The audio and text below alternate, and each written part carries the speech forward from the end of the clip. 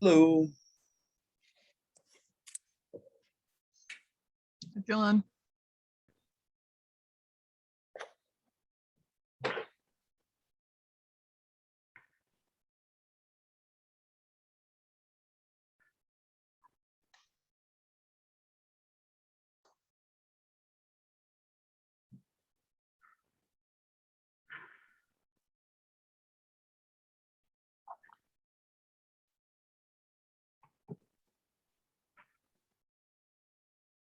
Hello.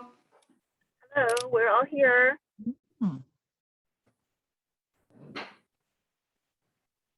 Okay.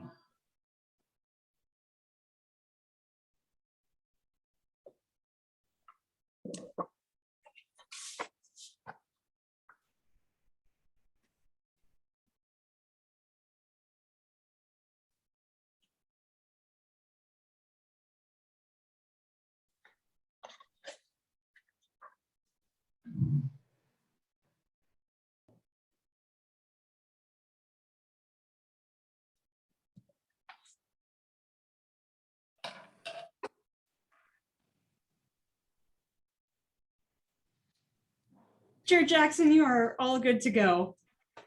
Very good. Thank you. Good afternoon, everyone. Welcome to the Lacey Commission on Equity. I call this meeting to order. And with that, I'm assuming that you all have the agenda and the meeting materials in front of you that has been sent out from the staff. If you do, very good, and we shall proceed. And the first item on that agenda is approval of the agenda and the previous meeting minutes.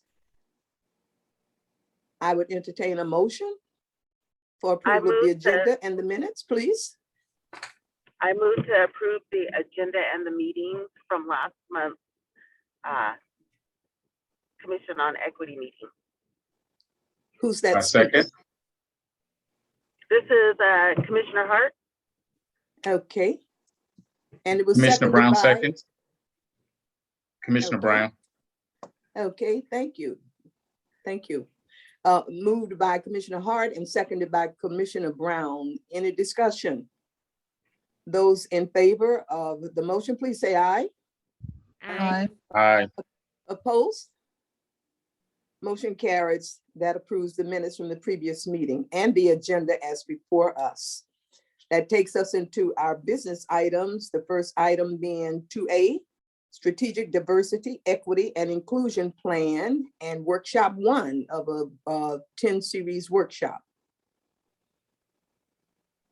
Hello, everyone. Hello, Tevin.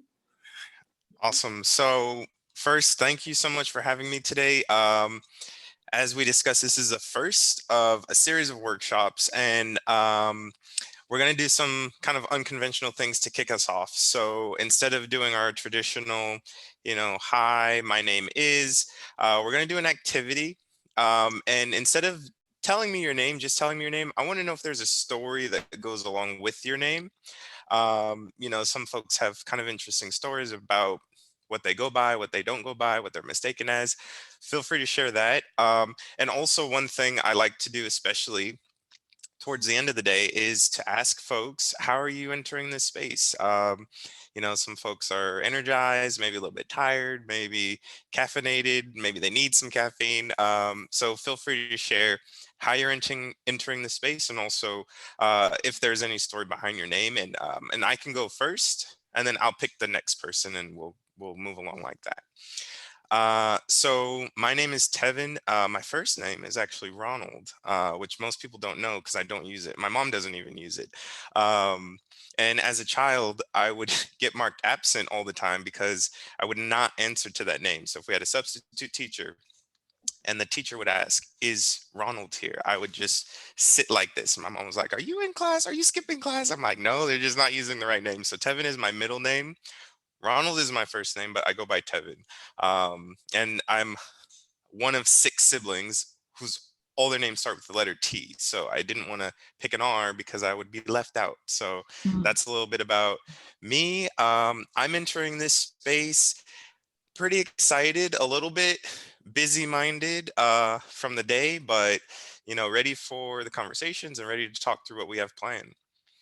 And then just kind of going in a random order, I will pick on Kim. Thank you, Tevin, for that.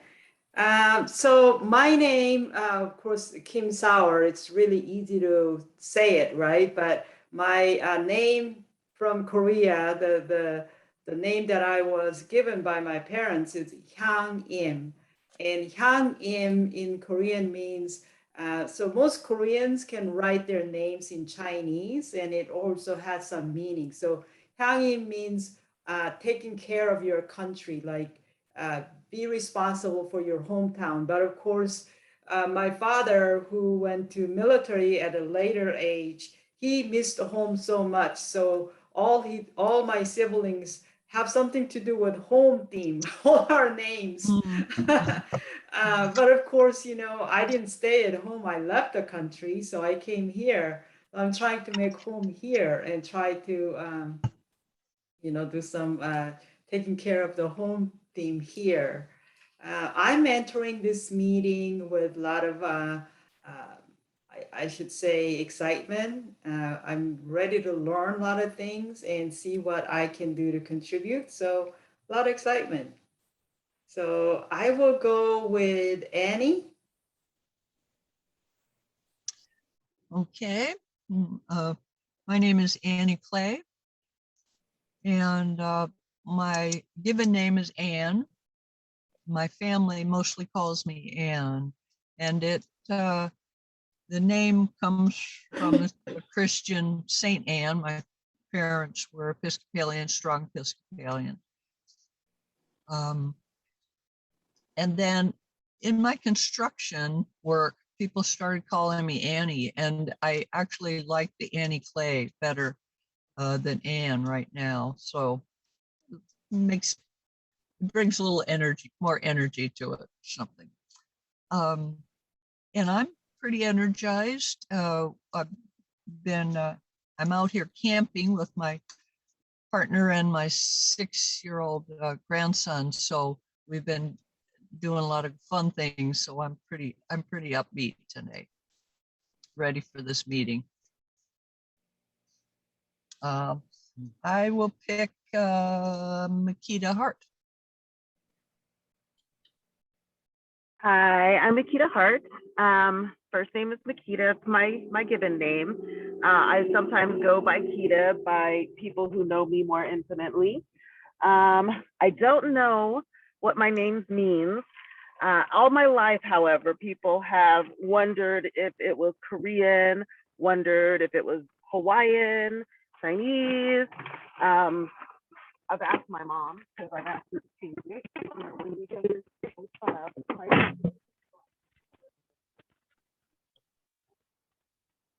Uh-oh.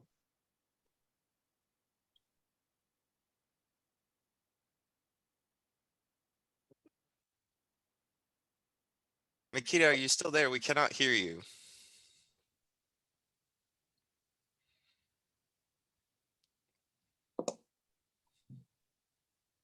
We might have to come back to Makita.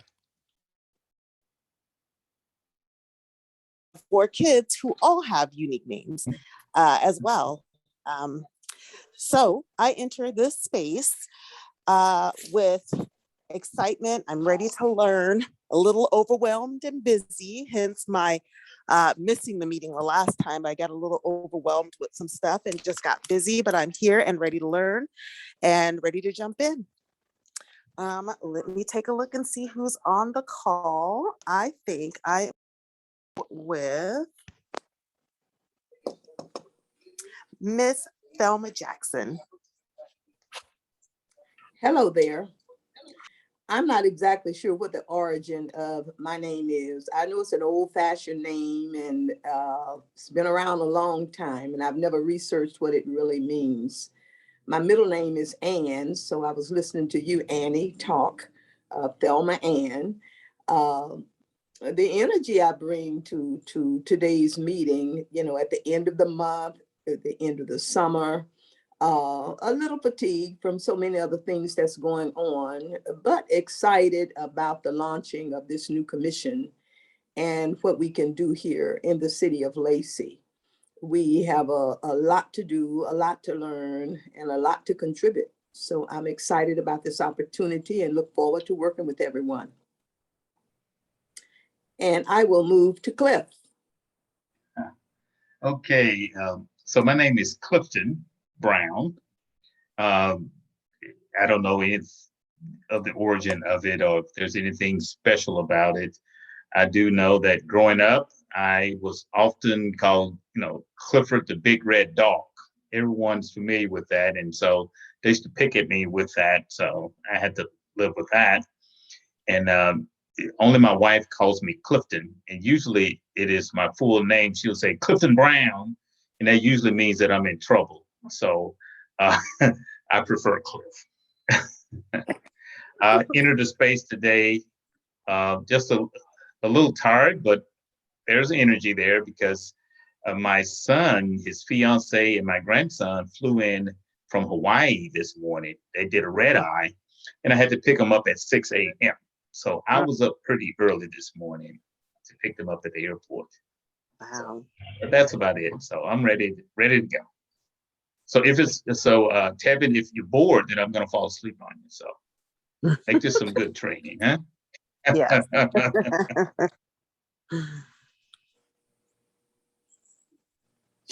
Let me see, is there anybody else? Cliff, did you want to pick the person to go next?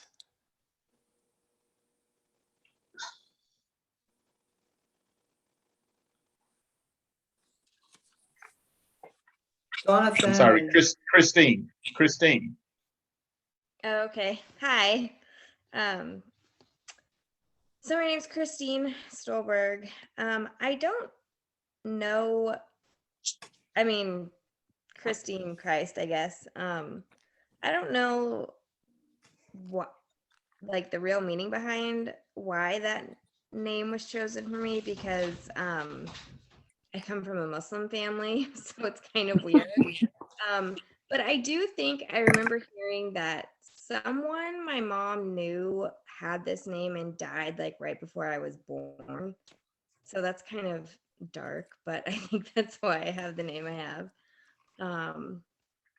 And yeah, I'm a little tired too and scatterbrained, but happy to be here. Oh, and I think Jonathan is the last one.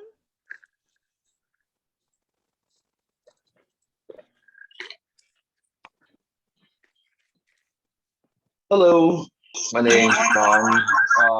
My full name. Oh wow, somebody has. Nikita, do you want to mute yourself? Yes, gotcha. Thank you. Sorry. My full name is Jonathan, but I go by John. Whenever I was a kid, actually, I used to insist that my name was Jonathan. When people would try to shorten it to John, I'm like, no, it's Jonathan, actually, not John. Eventually, I gave up on trying to correct people, and I just kind of went with it. And now I actually introduce myself as John. So it is what it is.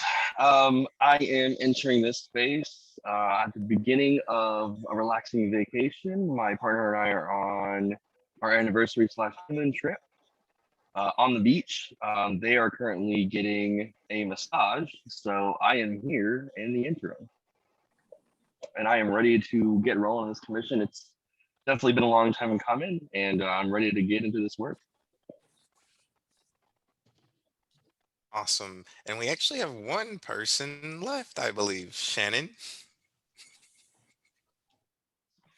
Well, good evening, everyone. My parents really liked S names, and so they named my brother Sean and me Shannon. And then I later found out in Ireland, they actually pronounce it Seanan. So we've got two Seans, I guess. The funny thing I'll just say about my name is, I never had a problem. People always said Shannon growing up. And then I got married, and now everybody calls me Shelly. They just combine my first name and my last name. So that's a recent thing. I'm entering this space excited and also a little tired. Awesome. Well, thanks everyone so much for sharing. And I think that's just like a nice way to connect a little bit before we jump in.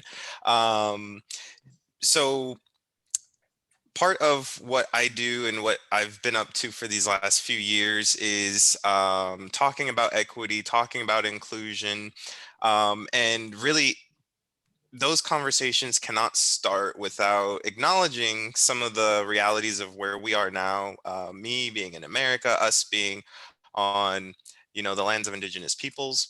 And so I have a particular lived experience that, you know, is one where maybe my voice wasn't heard, or maybe, some things that I was going through I think could have been prevented or done differently. So I start off by reminding myself and those who are here today that we are on the homelands of indigenous people that continue to be impacted by colonization. And these sovereign nations still exist and carry out their traditions and honor their relationships to their territories to this day. I recognize the knowledge and resilience of indigenous people who have lived here since time immemorial and who are still here. I acknowledge the Coast Salish peoples, including the Snoqualmie, Suquamish, Muckleshoot, Tulalip, and Duwamish peoples past and present on whose lands we live and work.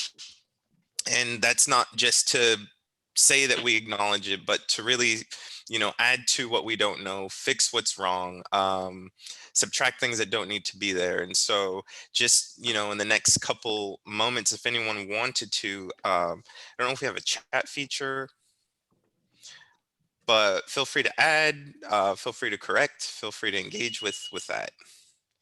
And I'll just give it one moment. And if not, then we will move forward.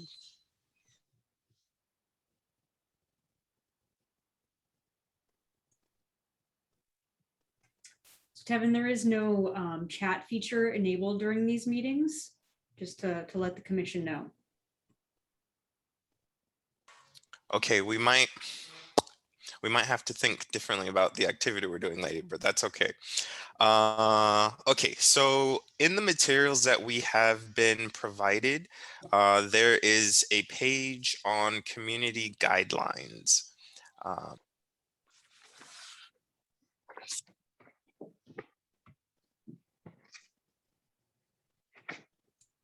This is page 7 of tonight's agenda packet.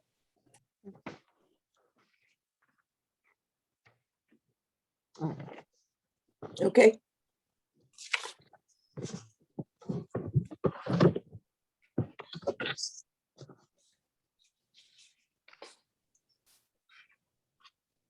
And was everyone able to find that page? Yes. Okay, great. So just looking at the community guidelines there.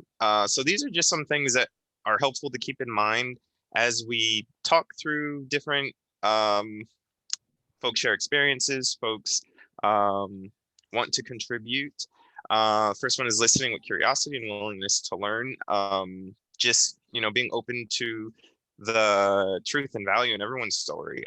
Do what we need to show up fully. And that can mean, Tevin, I don't mean to interrupt, I'm sorry, but can everybody see it? Would you like me to share this on the screen while Tevin is going through these materials? Yeah, let's go ahead and share it on the screen just in case. I seem to have a bunch of papers here and can't find a number 7 that works like that. This you will all also see my help screen? whenever we record this for those to see Oh. it for posterity. Found that. That helps me. Mhm. Can you all see my screen? Yes. Yes. Fantastic. Yes. Thanks, Shannon. Okay, so again, listening with curiosity and willingness to learn, doing what we need to show up fully. That means taking the time to grab a coffee or, have a snack nearby if that's important for you in this moment that, you're taking care of yourself in that way. So you can be present with everyone. Resisting the desire to interrupt, we'll get a chance to discuss and add and all of the above. Also, our meetings are not the longest meeting, so keeping things a little bit shorter is going to be helpful, just to keep the process moving along. Speaking from our own experiences and using I statements is a big one. avoiding speaking for other individuals or groups. There's value in each person's story, and we'd like to hear those stories that are about ourselves and our experience, because those are truthful and they have value, and that's how we kind of handle that.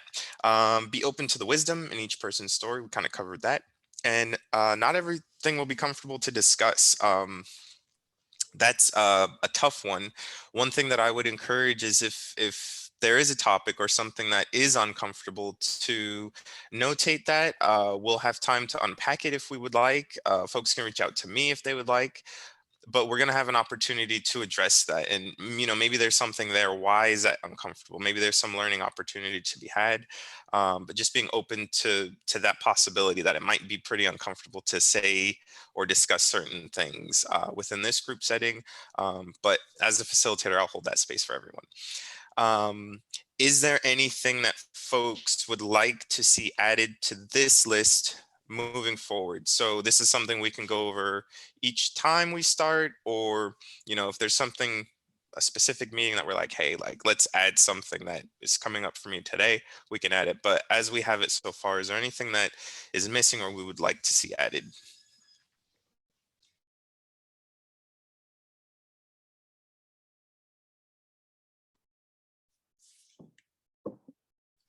Okay, great. I don't see any additions. Cool. We'll keep it going. And then also, do we all agree that we can follow these community guidelines? So a quick yes or a thumbs up would be perfect. That these, we're on board for this, and that's going to be how we'll do it.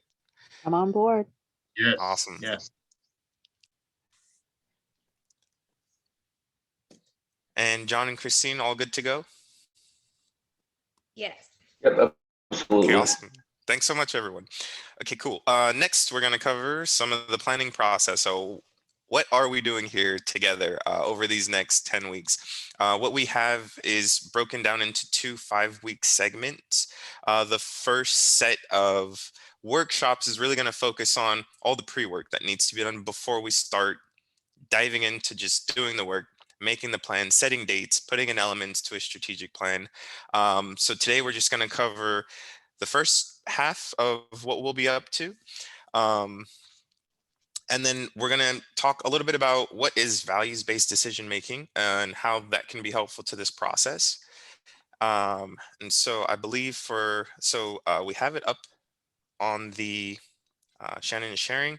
However, for folks that would like to find it on their page, if they don't have it, I believe it's page 6 or 5.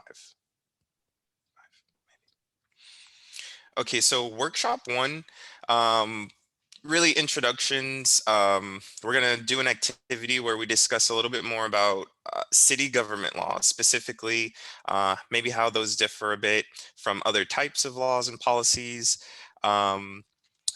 This is going to be a great segue into our next workshop, where we're actually going to draft an equity statement, something that will be enduring and we'll be able to update it. This is going to be a draft statement to be finalized. We're going to take all of what we've been up to and share it back with the community to get additional feedback. We will start the process, get the ball rolling, and then take it back into the community for feedback and changes or updates if we need it. Workshop 3, mission statement. I'm going to speak a little bit more about these particular elements a little bit further down, but this is just a general overview.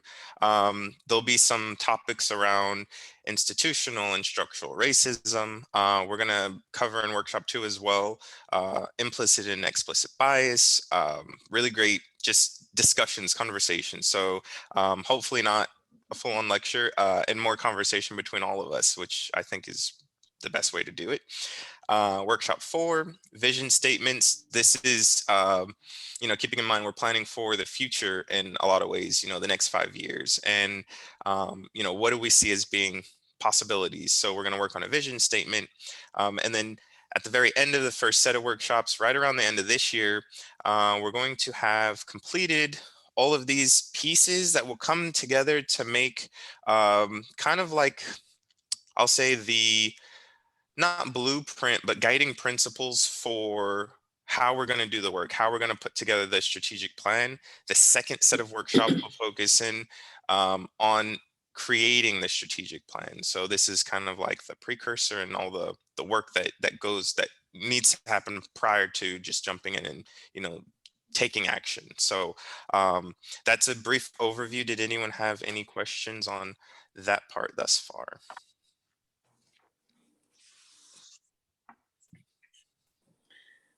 This is Thelma, Tevin.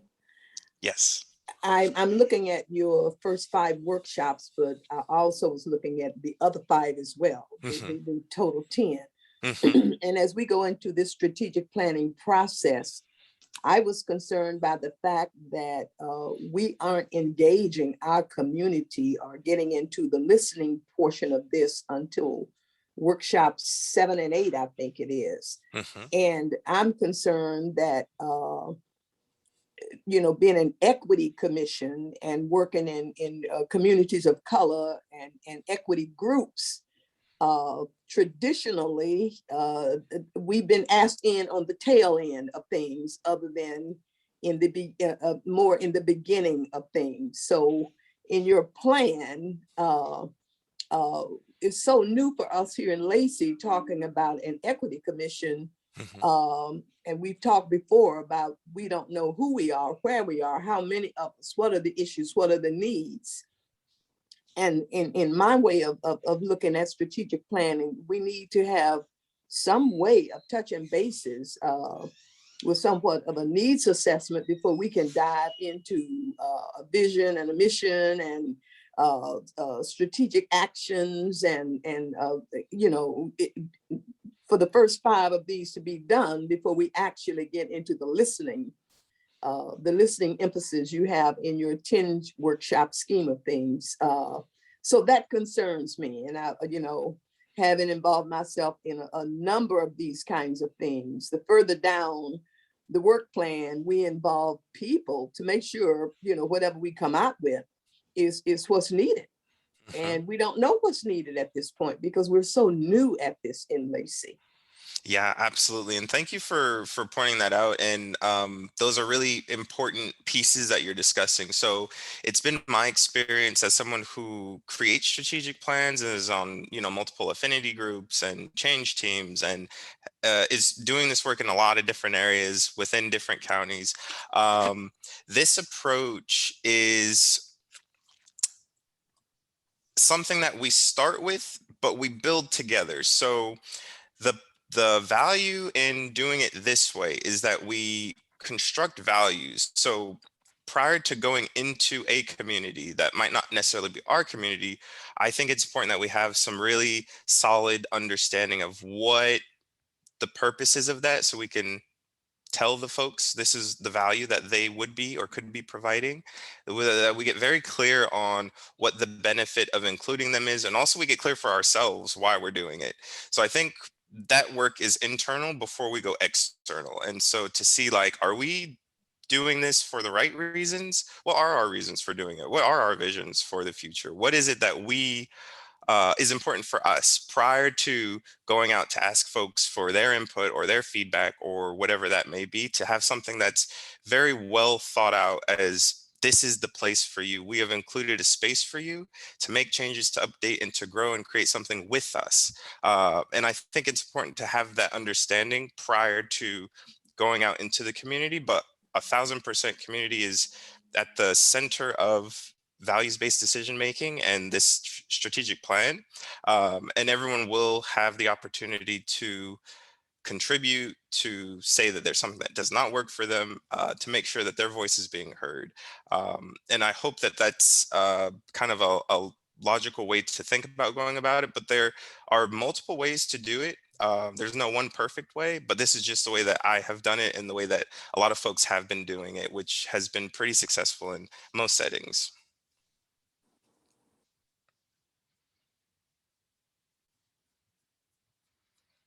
Any other questions or comments of Tevin? That was my initial feedback as I looked at the 10-week workshop schematic.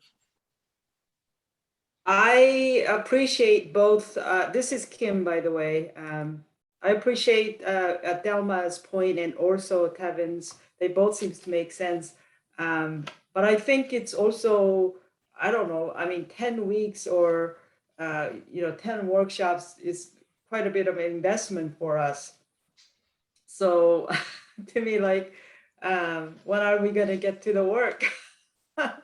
um, so yeah, but I definitely see your point, and I'm wondering if for us doing this, I'm just asking as a DEI point of view that if you just put us into a same level of understanding, in some ways I'm trying to try to fit my stories or issues into this frame rather than the coming by itself, coming the way it is. I don't know if I'm saying that you can understand,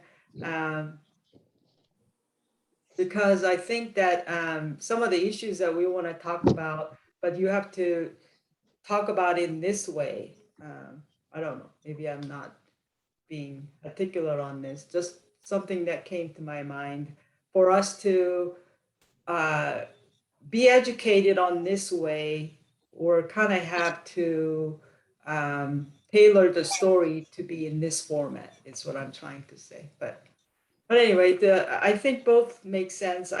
If I would add, I would like to have some demographic information. I know that city's website have some information about our population and so forth, but I think it's really helpful for us to have a clear understanding of our demographic, and then type of occupations or what we do with the majority of people. Those type of thing would be also, I think, will be helpful. Yeah, thanks so much, Kim, for that. And 100%, that's going to be really great to include. And we have a piece of the work that we will be doing is creating a detailed demographic profile for all of us to use. One thing I would like to mention about this process is it lends itself to being changed and updated for anything that becomes emergent. So if we find there's information or new learning that means that we want to switch up what we're doing, that is totally okay.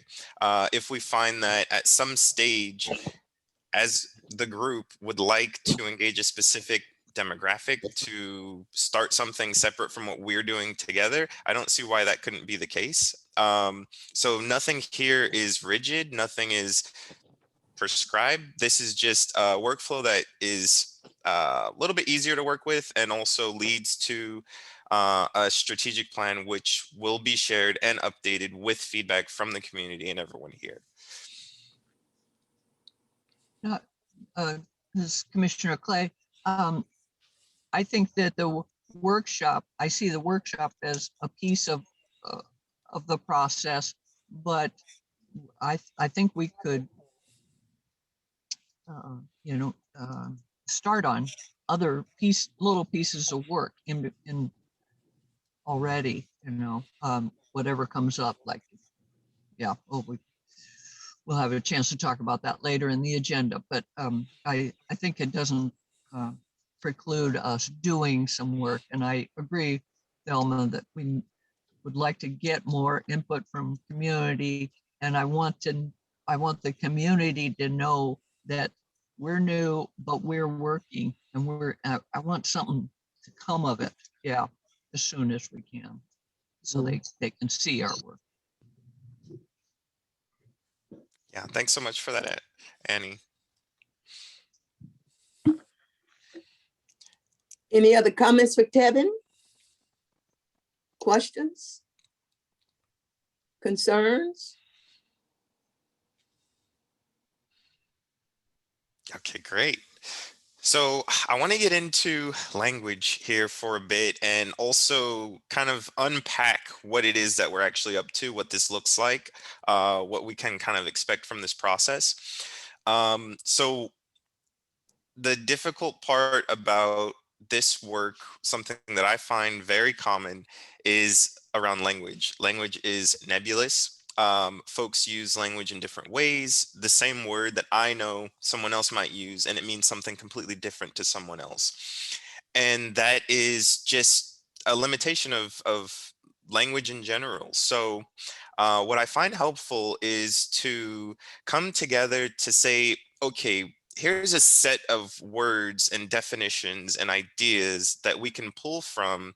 If I use a certain word, or if someone else is using a certain word or phrase, we can all go back to the same definition. If we actually look around, what we'll find is that definitions are different. If we look at, maybe county words, or, this organization defines it this way, or this dictionary defines it this way. There are many words that are defined differently, especially in the space of diversity, equity, and inclusion. So in that list of materials that was provided is the Washington Office of Financial Management Glossary of Terms, which is really great. Those terms and that glossary was created with a lot of really awesome resources that I pull from regularly that are well known. It is not exhaustive by any means, so that's not a complete list of everything that everyone should know and one and done. But it is a really great starting point and reference point for a lot of the conversations, a lot of the terms that might come up, and when we engage with folks, so that if we go to a community, we have a shared understanding of the language that we're using to engage them. And, just as we continue on, we're going to do a lot of learning around, different concepts and how they work, and how they work when we see them. So it'll be great to have that point of reference with that glossary of terms. So, folks have free time to just kind of go over those. If there's anything that, is unfamiliar, to lean into that and, find out more about it. Like, oh, what is this term? I've never heard of this before. I always find that to be something, and I still do it to this day. There's new things, new evolutions of language that I wasn't aware of. And also they change regularly. So, keeping up with what is the language people use to describe this. So that's beneficial. And then briefly, I'm going to go into values-based decision making. But before that, did anyone have a question on the glossary of terms, on language, on anything that's been shared thus far? Very helpful. Very helpful. I didn't know that there was so much out there. Yeah, I agree. That's huge. Mm. Yeah, it is. It is a really great resource, and a good starting place. And so those resources that are derivative for those terms are also listed. So totally possible to dive deep into where do they find this definition for this glossary, and there's really rich resources there. Okay, so moving on then.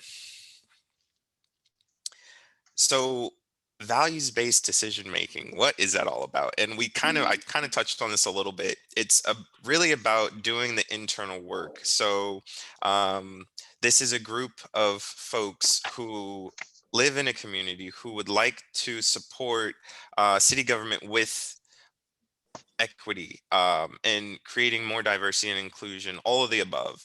And so I believe that work starts with looking internally to what the organization is hoping to accomplish. What are our shared values that we would like to share with others when they think of us and the work that we do?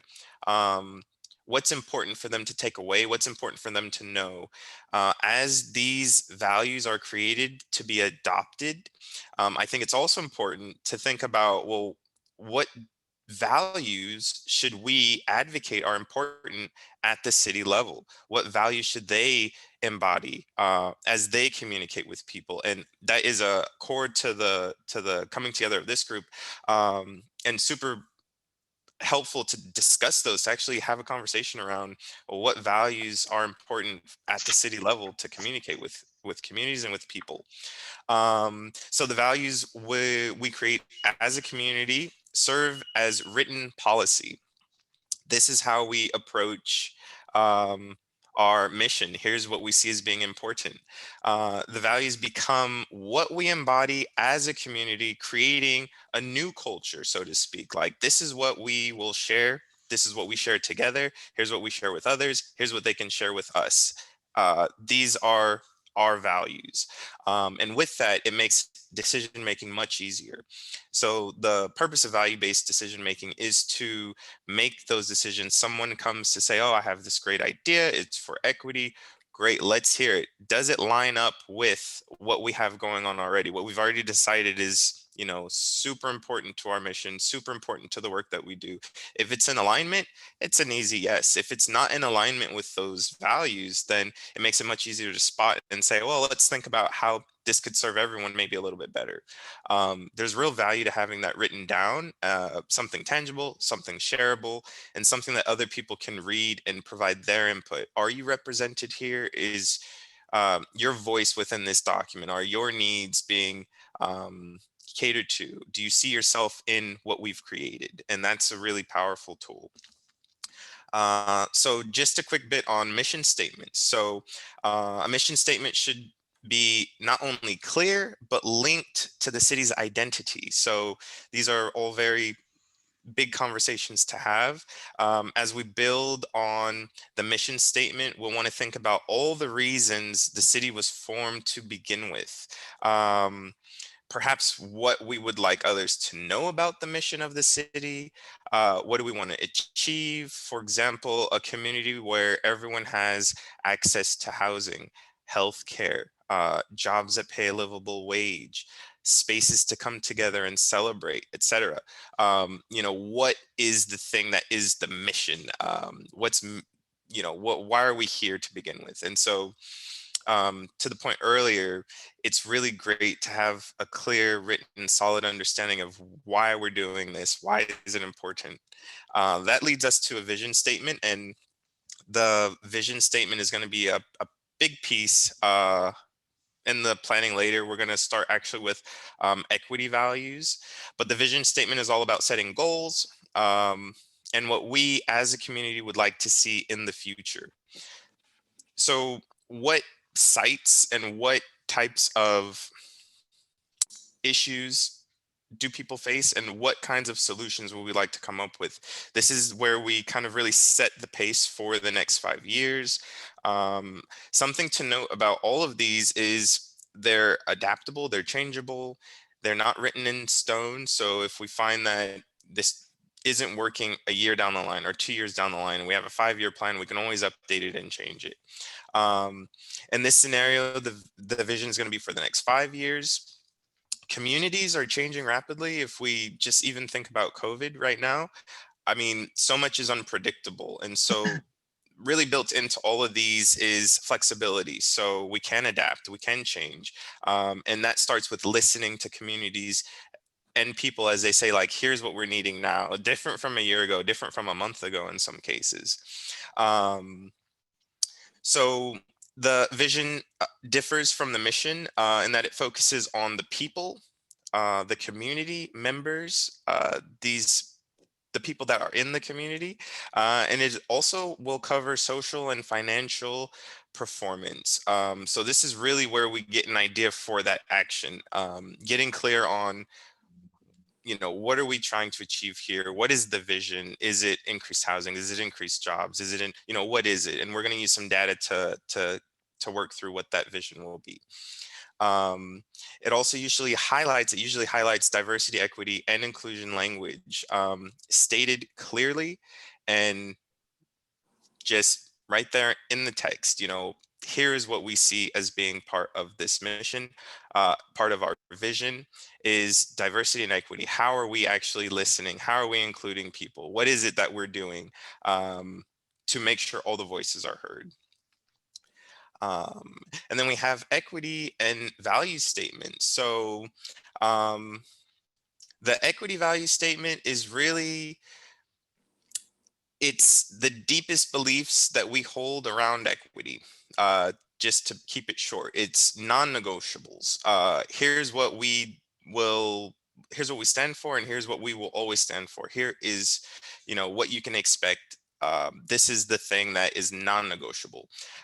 Equity values are often used at all levels of planning, meaning everyone has buy-in from this organization to this other organization. If they're related to this entity in any way, these are the values that they will strive to embody as well. Everyone coming together to agree on this set of values. So with that, did anyone have any questions around just kind of the basics of, these, we're creating these statements, we're understanding our place in this system that we're in, we're understanding what it is that we're going to be up to. We're going to be defining why that's important and for whom it's important. Does anyone have any questions about that thus far?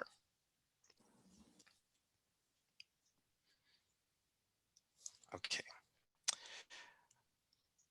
So I've prepared an activity, and I did not know that we don't have chat access. So we're gonna have to just talk it out. Oh, and one thing I wanted to mention also, as we work through some of these activities, it may require that we share a bit. Absolutely, if folks are not comfortable sharing certain things, you definitely don't have to enrich the process. It would be great if folks could share, but that's not a requirement. But some of these activities that we have planned do involve, talking about ourselves and our own experiences and, maybe some of our own aspirations, difficulties, successes, all of the above. But that's not 100% necessary if it's not comfortable to do. So with this next activity, we don't have the chat access, so we're gonna have to just speak it out. But what I would like everyone to do is to think of 3 challenges you faced in your life. Most people have had to overcome adversity in one form or another. For example, when I graduated with my bachelor's in African American studies, I was sure I would graduate and find work right away. Like, oh, having a degree is like, that's just in my head. I thought, those years ago that would just be it. And I could not find work for months. It was maybe 3 or 4 months just searching and searching. Finally, I did find something, but that was, one challenge that I personally faced. Other challenges people have told me about is, finding affordable childcare, increased rent, access to healthy and affordable food.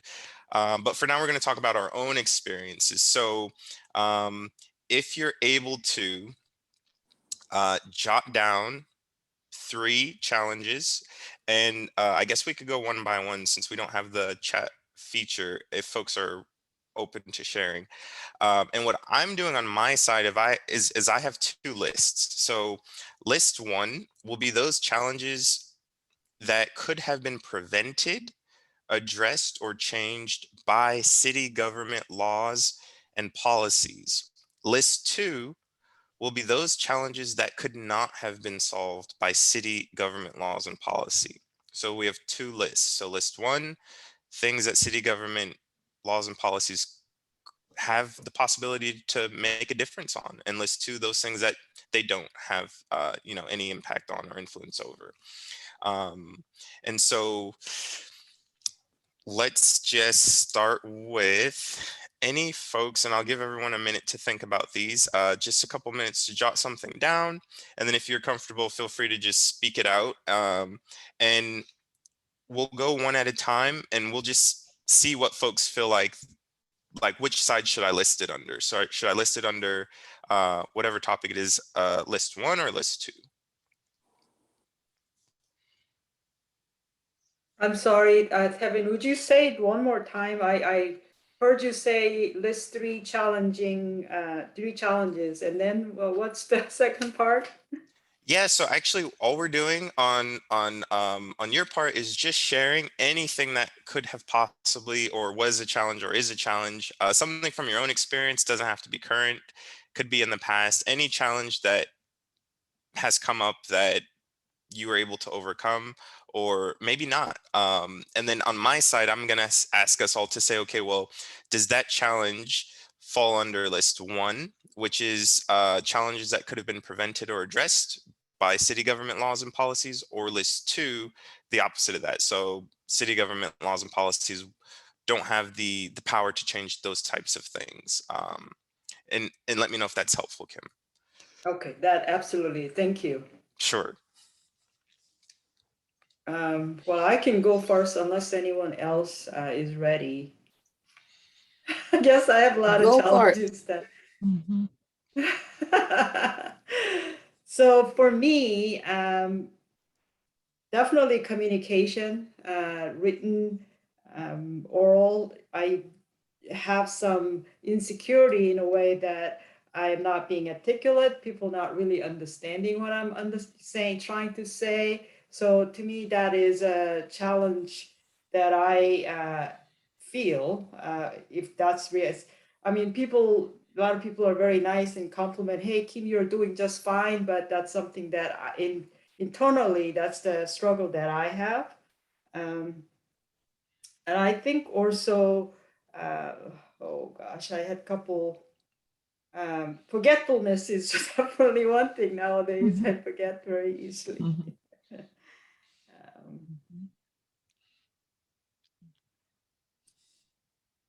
Sorry, I might have to come back. I had it and they just disappeared. So That's if okay, anybody Kim. else. No, that's perfect. Thank you so much for sharing that. And we can definitely go with that one just to start with. So what Kim shared is around communication, written and oral communication. And so we have list one. Are there any city government policies or laws that could support a challenge like that? Or are there not? And I guess that's the question for this first one. Which category might we place that in? And this is meant to be a conversation, so feel free to just share.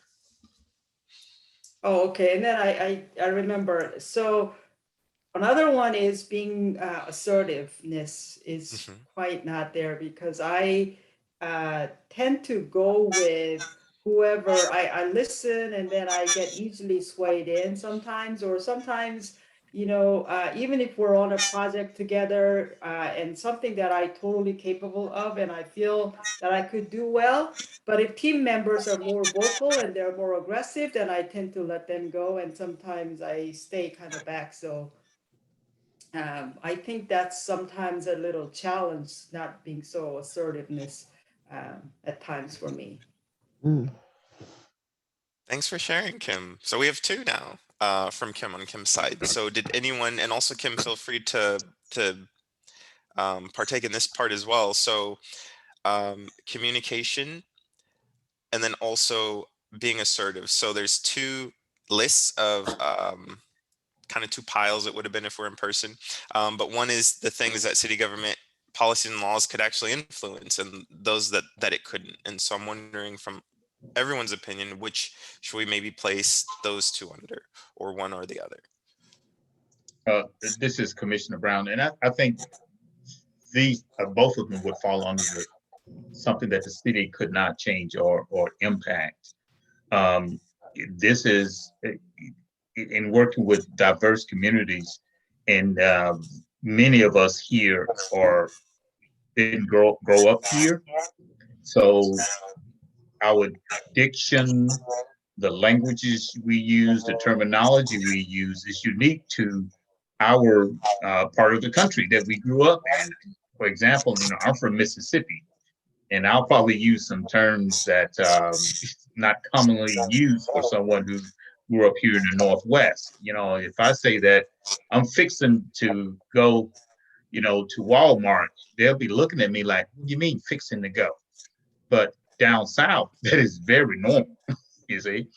So with any challenges that Kim may have along those lines in this community with the Asian population, African American, those from the East Coast, those from the Southwest, we all have trouble being understood, and as we are sharing with others.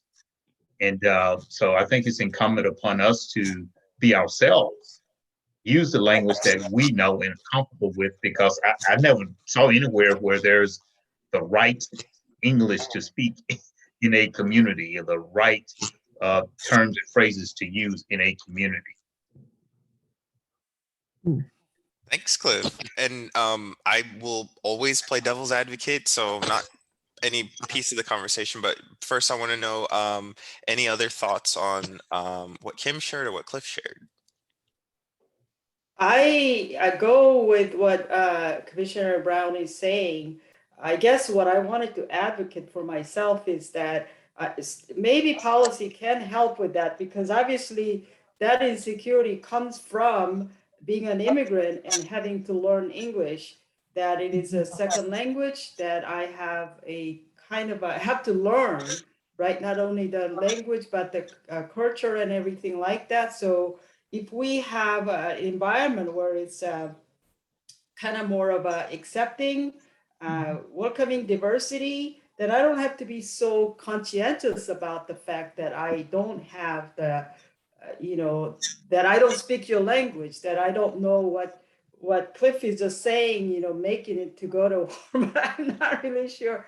I don't know if that's the proper thing to say, or I have no idea, but Cliff knows because he does from maybe South, not saying it here. But for me, as being an immigrant, I don't know the difference. So I don't know. I think there's a room for policy to be more of a be sensitive and have room for people with a second language to be more of acknowledged, and perhaps there's some learning opportunities, not just for us, but also for the people already here. That there's a fact that they may feel so comfortable or confident saying. This is Commissioner Hart, and I'd like to say, maybe as a segue, one of the things that I had, one of my challenges. You went on mute. So one of my challenges as being a military spouse is this has nothing to do with here specifically, but just not feeling a part of the community. And I think it kind of goes hand in hand with what Kim is coming to you, because with my kids jumping from base to base, they never really had the opportunity to find their sense of community and find friends and all of that stuff, because we were always moving every 3 years. And then when we got here, they felt like they really wanted to finally make those friends. And when they made those friends, that was a whole nother challenge, because those friends mostly were from here. And so they had extended family here, and there was cousins that they were going to visit and grandparents that they were going to visit. And I think for a military community, when you don't have family here, because maybe you're from the East Coast or the South, so now there's another sense of belonging and sense of community that is missing. And trying to get people who are from here to understand that, whether they're military or not, is a couple of more challenges when it comes to community and understanding. So that's one thing. And then the other challenge that I have would be transportation around here is awful. I have a child that has a challenge, and getting back and forth to work, especially if he does not live and work in the same county, can be a big challenge. And so that's one of my challenges here. And I think the issue with not feeling part of the community and the communication aspect could probably I think those two things plus the transportation thing would really be something that city government and policy could help. Thank you so much for sharing. That's great. And keeping in mind for this activity, we don't have to have the answer. So the exercise is not to know what the thing is that could be a solution, but just to understand if it's something that we could even maybe approach from the city government side, or just know it's just not a thing that could be approached. So thank you for sharing. And Kim and Makita, I'm taking notes, and so we're going to revisit what was discussed as well. And also anyone else that would like to contribute.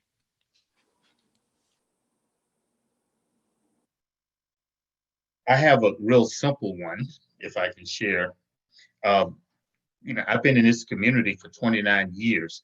When we first built this community, we were, I guess, unincorporated. We were part of the county.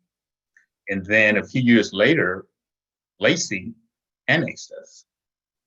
And so being unincorporated, the community was built with no streetlights. And so once we were annexed, that was the first question we asked, well, wow, can we now get streetlights? And the answer was no. And we pushed it. And so Lacey put up one streetlight at the entrance into the neighborhood. So here in the neighborhood, many neighbors have a little light in the yard. And the standard for the neighborhood is to keep your outside lights on so the neighborhood could be illuminated. So something that I think the city could do is put some street lights in our neighborhood. All the neighborhoods that were built after us have street lights. So that's a simple one. Thanks so much for sharing that. Well, I'm willing to share in talking about challenges, personal challenges, and whether or not there's a government solution to it, or whatever the case might be, or policy involved in it. I've been in this community 52 years, and I'm a transplant from the Deep South in Alabama.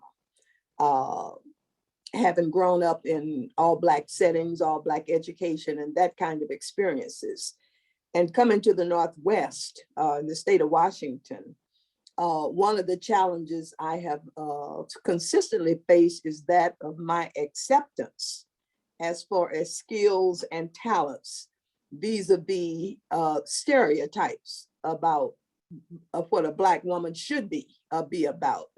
And it's a constant struggle to overcome that. And it, being who I am, I've not let it be a hindrance, but it has been an ongoing challenge. Talking about the whole language and communication thing, I can't tell you how many times people ask me, are you a member of Toastmasters? Are you a member of Toastmistress? The way you talk, you say you're from the South, it's a stereotype that I'm not supposed to be able to speak the English language. You interact with people on various levels of community activism of whatever, and you're not expected to have leadership qualities. You're not expected. Kim spoke in terms of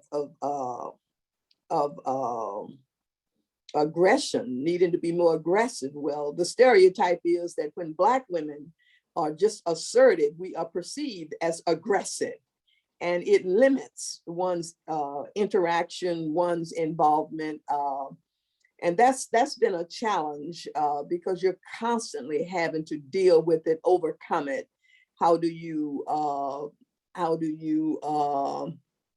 interact and be yourself and let your skills and talents show through without worrying about how you're perceived as aggressive versus assertive? It would be assertive in some people, but the Black women, we're aggressive. And so that's been a challenge. And at my age, I really don't care anymore, but it's still there. And it's real as I interact with people.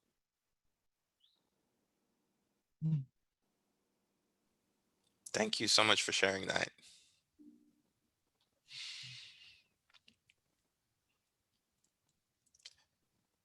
Did anyone else want to contribute?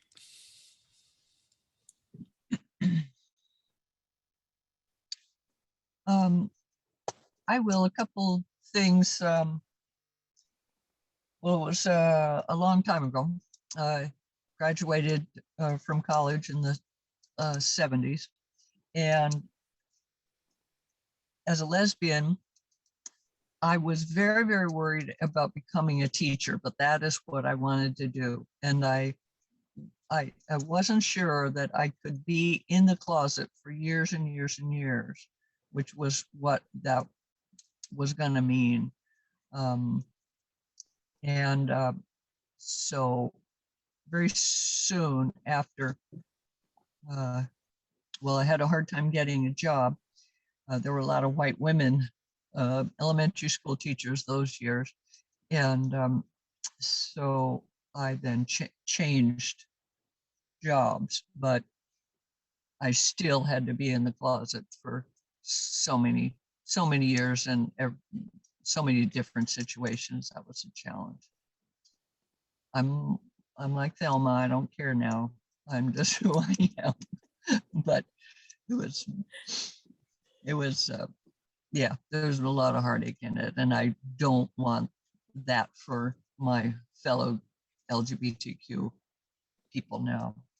The other challenge I had was I adopted a son who was 6, and he was abused before he was allowed to be adopted.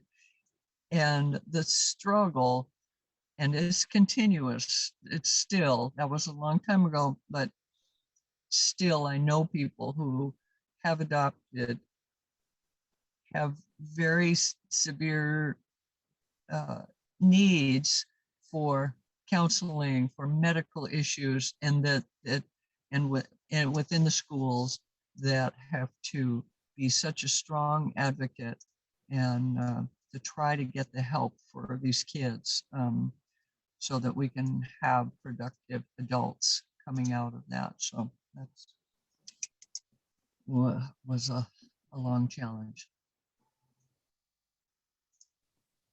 Thank you so much for sharing that. Yeah, I've notated those, and there's a couple next pieces to this activity, and this is great so far. And so just want to open up any opportunity for anyone else that would like to contribute. Sure. So for those who missed our meeting last week, I brought this up whenever we're introducing ourselves. I'm actually a cancer survivor. And so going through being diagnosed with stage 3 cancer and then trying to navigate the medical system, I was dealing with 3 different medical institutions, trying to get them to contact each other, to work together, to coordinate my treatment. And, I really had to be my own advocate. Another layer of that actually is that I identified a lot with Annie's story. I am also gay, and trying to navigate that system and the complexities of the 3 different medical systems while also navigating current bias inside of the medical system against people of color and against members of the LGBT community. Even just, from the day-to-day microaggressions of, people assuming that I'm married to a woman, or that it's, as a male, we're supposed to be like strong and we can't, afford to be sick, or, things like that. And then let's see, another part that of that also was being in the military as a gay member during Don't Ask, Don't Tell. Next month will be 10 years since repeal. I have been in the military for about 10 years now. My husband is still in. But even to this day, of course, we all know that homophobia didn't disappear overnight. Even in Washington State, right, we couldn't get married 6 years ago, 7 years ago, and now in the country, it's been about 5 years since it was recognized nationally. And so, navigating the military and not being able to show my authentic self every day with my now husband was definitely a challenge where I, faced jail time, actually, or losing my career. Just by, being myself or because of who I loved. So that was definitely a pretty, well, not fun, but it was a challenge. And actually another one that's related to that as well, whenever my partner and I first got together, he was actually married to his ex at the time. But because him and his partner at the time resided in Washington State and same-sex marriage wasn't recognized in the state, he couldn't get a divorce. Which is kind of an interesting catch-22 gray area that comes about of the disparate same-sex marriage laws. So for the first 5-ish years of our relationship, he couldn't get a divorce, lest we would be forced to geographically relocate to meet the residency requirements to file for divorce in states that did actually recognize it. So that was also definitely a unique challenge, and that one specifically could have probably been addressed by local government laws. Obviously, that doesn't quite exist to the same extent now, at least in theory. But then you still have the other biases that are built into our laws that still exist to this day, of course, that affect those. Thanks so much for sharing, John. And I'm noticing the time, just a quick time check, Shannon. We have 7 p.m. is when this first workshop ends, correct? Okay, That's perfect. correct. Thank you. And then Christine, did you want to contribute just prior to moving on? Just wanted to double check. I know we've heard from other folks, but just wanted to make sure that I didn't miss you. Yeah, I think um kind of the maybe not exactly the same thing, but kind of the underlying bias that a lot of people have talked about is something I've experienced. So I think no matter who it's aimed at, it's a challenge. Yeah, thank you everyone so much for contributing. There's so much value in all your stories. And one thing I want to pull out is really the intersectional nature of the issue. Is it one identity? Is it more than one identity that's at play here, which is maybe causing some of what we see to be issues in our own lived experience? And I think that's important. So really briefly, we have some time left here. So just to kind of go back over what was shared. So we talked about communication being a challenge. We talked about maybe an expectation of assertiveness being a challenge, and not feeling part of the community. That had multiple touch points in a lot of what folks had shared today, which I think is really important to note. Um, Transportation being an issue. Um, no street lights. Maybe there's an issue with equity, and maybe some development is what that may signal for us. Um, an acceptance of skills and talents. Perhaps there's some discrimination that could be addressed. That's something that is very real. Also, multiple touch points and multiple stories and experiences that were shared today. LGBTQ acceptance, huge piece of intersectional frameworks using an intersectional lens. We don't just bring one person into the room, we bring one person with multiple identities. And so that was one touch point. Mental health support, other healthcare supports, systems that can be improved. And so iterating what was shared, I want to know from folks what everyone thought about that exercise, and if anything stood out in particular, maybe beyond what I mentioned.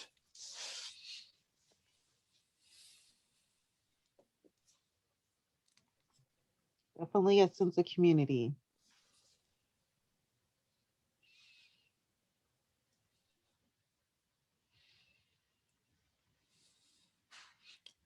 Anyone else? I'd hear a very common thing among several stories, I think, of being as our authentic selves and things at ourselves. Mm-hmm. Wow, if we had those questions in advance, wow, I think we could have really nailed some good examples. So you talk about intersectionality. I think one thing for sure is that every single one of us have something, some issues. So it's not just me or LGBTQ. It seems to me like pretty much everybody have some issues that needs to be looked at. And it's all And similar too. now see, as we getting to know each other more, I'm finding that I have some things in common with, others, on the commission. For example, John, he's a cancer survivor, and so am I. So those types of things, and if I've had to navigate, the medical, community as well. So there are some overlaps there that as we go forward, we'll have some things in common that we can highlight and work through based on our experiences.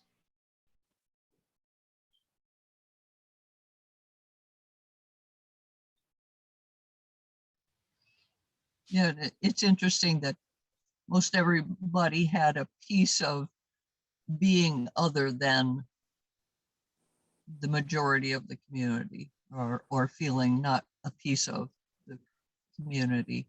Um, and yeah.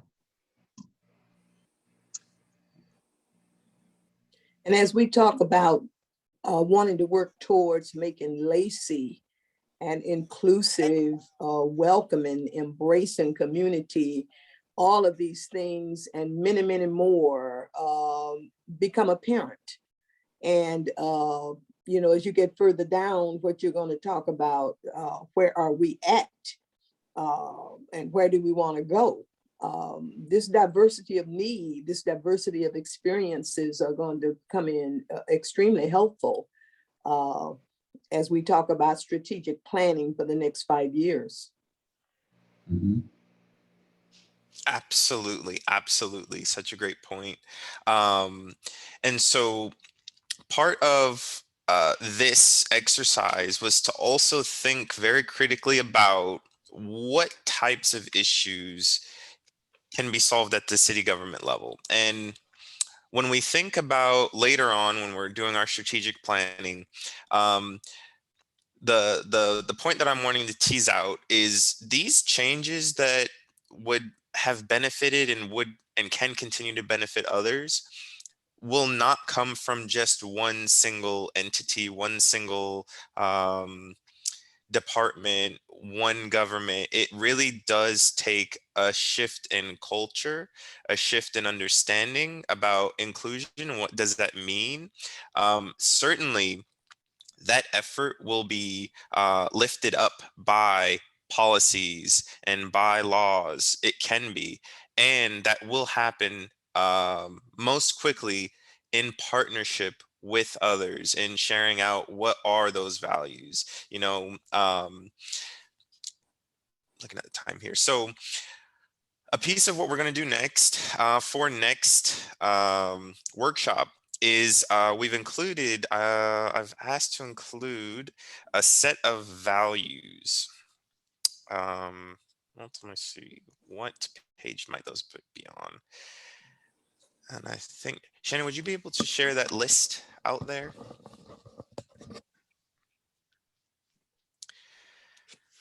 And so what we're going to do with these values is I really would like folks to think about their experience, because what is really powerful about exercises like this is to learn that our experience does not exist in a vacuum. Our challenges do not exist in a vacuum. There are folks in other states, in other cities, and other counties who also have very similar experiences to share. And so with that in mind, I would like us to, for an exercise we will do next time, is to select 5 of these values that are most near and dear, that most resonate with you on the deepest level. Like, that's a value that really resonates, and to maybe give a short blurb about why that one is, really touching home for you. This is what we're going to use to create our value statement, our equity values. What is it that we value? And this is, again, our non-negotiables. These are things that are a must. And it's very personal to kind of like our understanding of the world.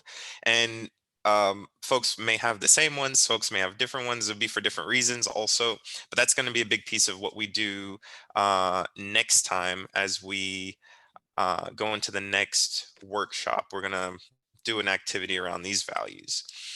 Okay, and then beyond that, what I also have planned is a survey, which I've created. And what I find is a survey is a really great way to kind of capture what folks expect to get out of this process, what things we're thinking might be challenging. It's an anonymous survey.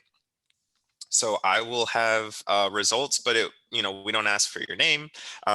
It's not a huge group, so keeping that in mind as you answer questions, as anonymous questions. Some questions might identify who you might be in this very small group. it might not be an issue for you, you might not care, but just to keep that in mind. So it's really focused on getting a better understanding of who you are as a person in this space, and also what everyone expects to get out of this, so we can match some of that expectation and also align with those coming workshops. So we're going to gauge how comfortable folks are with certain topics, um, what their understanding is, excuse me, around language.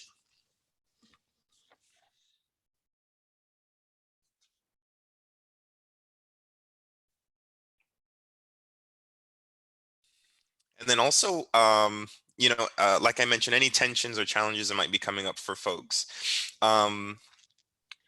The sharing that happened today is just wonderful, and I think it's going to be really beneficial to the processes, and we're going to grow together, we're going to share more together, we're going to learn more about each other, and what it means to pull on our experience, because it is our experience, and other folks, I guarantee, have experienced very similar. And so, we represent a certain group within our community, and we can be intentional about bringing forth those issues by talking about the ones that we face ourselves, because yeah, those don't happen alone. That happens in a community, so there's other folks that are going to be able to relate and will benefit from that feedback. And then again, at the end of this whole process, we're going to take all this information back to the community.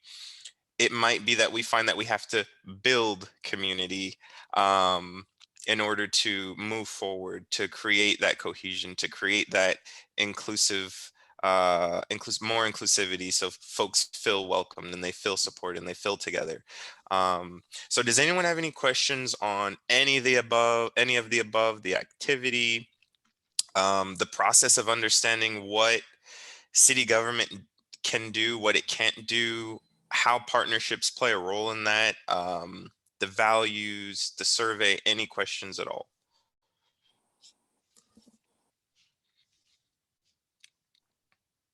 Tevin, if you could just go back to the topics that we had listed for this workshop 1, where have we been on this journey? Where are we at? And where do we want to go? And so earlier we talked about data, we talked about some demographic data, we talked about hearing from our community, what are their needs, what's going on in their lives. So this topic for workshop 1, is this all we say about this topic in workshop 1? Where are we at? Where is the city of Lacey on the scale of things when we talk about diversity, equity, and inclusion? On a scale of 1 to 10, are we 7.5 there? Are we just beginning at 1.0? Where are we at in order to know, what's the work ahead of us? And, we can identify where do we want to go, but where are we at? How will we get to the answer to the question, where are we at? That's a great question. And before I answer, I want to know if anyone else would like to answer or contribute to that in any way.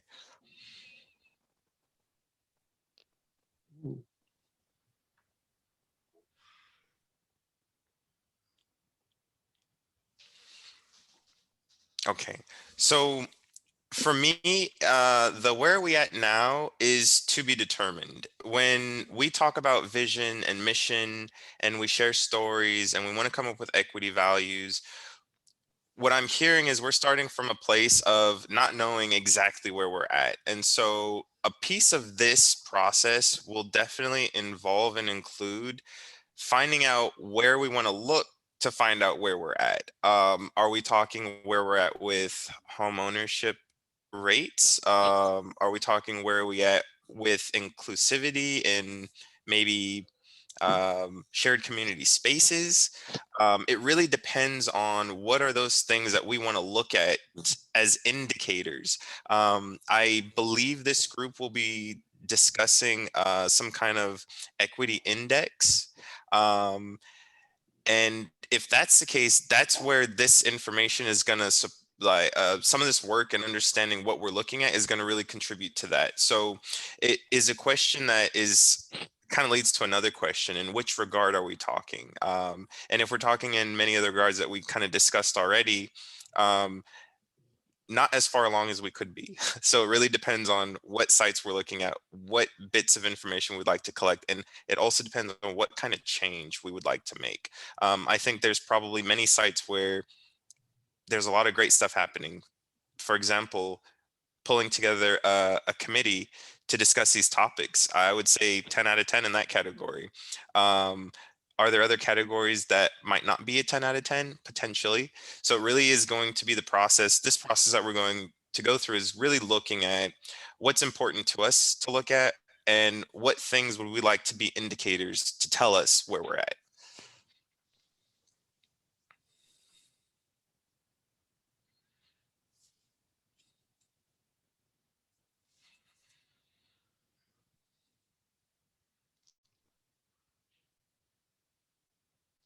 And let me know if there's any other questions. And I know this is like such a short time, and I wish I could sit and chat a little bit longer with everyone. So Shannon is making herself available for questions. If along the way at any point anyone would like more clarity, we want to discuss something, there's a tension that comes up, a direction or a topic we would really like to bring, feel free to send it over to Shannon, who will get in touch with me. And we will continue to build and discuss what this looks like, and it will start to take shape and form, and we'll see examples of values-based decision making. We'll get to actually do a couple practice examples, like, hey, here's how it looks in action. Here's what you do with this tool, you know, as a group, as a body of folks doing this work. And I really look forward to building more on that. And hopefully we could be in person for that. So I'm really looking forward to it.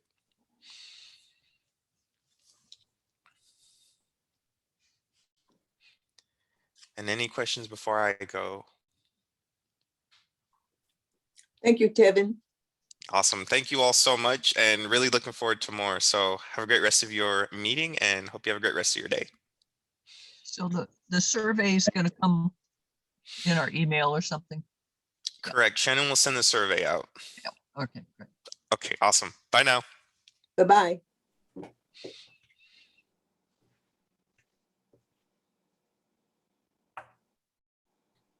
Shannon, are we ready for item 2B? Absolutely, Chair Jackson. So I'm going to share my screen with you, commissioners. Let me know if you can see it. So our item 2B is position selection. If you all recall, at our last meeting, we discussed creating positions so that we could have offsetting years for terms for commissioners. And the reason we're looking to do that is so that you know, when the terms expire, we're not all of a sudden dealing with a full new commission, that we have some seasoned commissioners on the commission for the next commission to come in and get started. So at the last meeting, the commission took up a policies for the commission, and it was determined that there would be two different position settings to start us off. So positions 1, 2, and 3 would be for the remainder of this year, and then starting the 3-year term, and then every subsequent cycle would be a 3-year term. So you can see what that would look like here in the orange with position 1, 2, and 3. They would be serving until the end of 2024. So that would be until December 31st, 2024. And then there would be the second group of positions, which would be position 4, 5, 6, and 7, which would be extended for 1 additional year after that initial 3-year term. So you can see here in the green, we've got position 4 through 7. They would fill out the remainder of 2021, and then they would serve full 4 years as commissioners after that. And as you can see, their term would be ending, and I cut it off here, but it would be ending in December 31st, 2025. And that way, again, we'd have a new commissioners come on in 2025 January, and then some commissioners with previous experience continuing on into 2025, so that we could offset that moving forward. While it was adopted that we would have this model, we didn't actually assign positions at the last meeting. And so, there's a couple of ways that the commission could do this. The first would be just to see who is interested in filling out an additional year on the commission.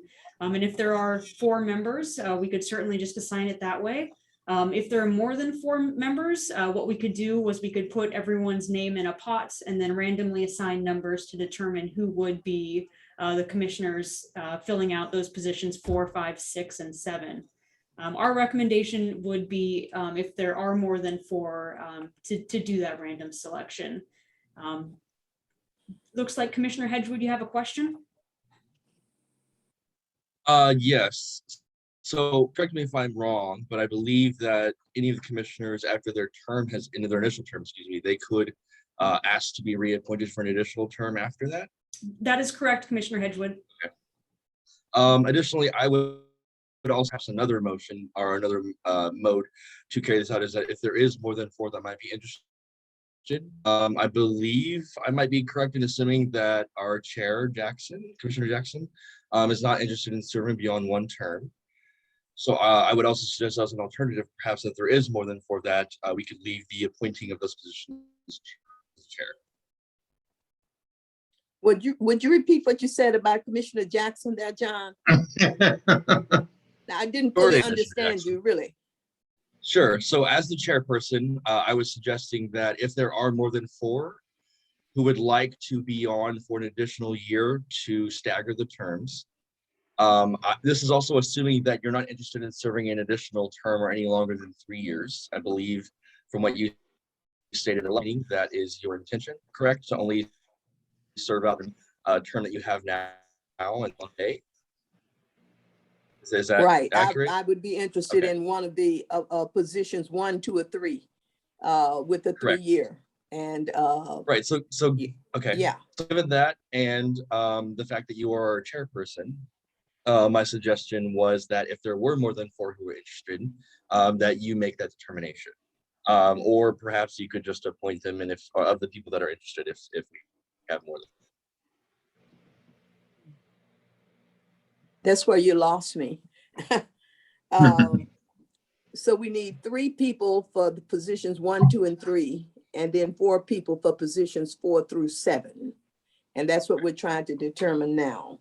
And as Shannon is indicating, depending on how that comes out, might have to pull something out of a hat. Shannon, do you have a recommended approach to coming up with this? Your graph helps. But beyond that, what would you suggest? Chair Jackson, my recommendation would just be to see how many members are interested in extending their terms. And then we can discuss, recommendations for deciding the terms if there are more than 4 commissioners who are interested. This is Commissioner Brown. I'm interested in extending the term. So there's 1. Any others? I would also. Who was Commissioner that? Hedgewood, can you say that again? Hedgewood. I would also in extending to the 4-year. So that's John. That's 2. Kim has her hand up. Yeah, I would too. Kim, that's 3. Is there a 4th person interested in extending that term a year?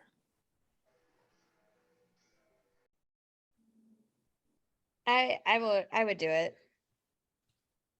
That's Christine? Yeah. Okay. So there you are. Easy peasy. So that Commissioner Hart's leaves hand is also me, Annie, and Marquita with 3-year terms, and then the other 4 with the extended term. Is that what I'm hearing? That's what I'm seeing? Did I get that right, Shannon?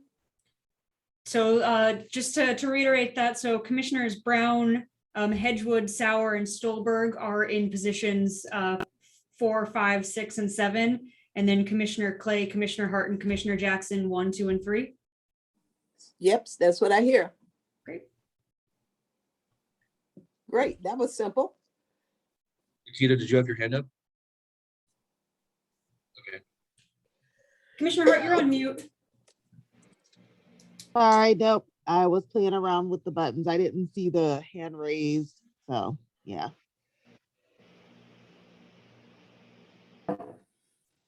Okay. So we have that set then as far as the terms of the commission members. 3 for 3 years and the other 4 for an extended 4th year, correct? Okay. So in the 4th year, we would be open for filling 3 more positions with new people and keep it rolling from there. That's the idea. Fantastic. Very good. Thank you. Fire in a second. And when we elected officers at our meeting, we decided to forego the vice chair selection until this meeting. So that is on the agenda now. We don't have a vice chair at this point. Are there any nominations for vice chair of this Lacey Equity Commission?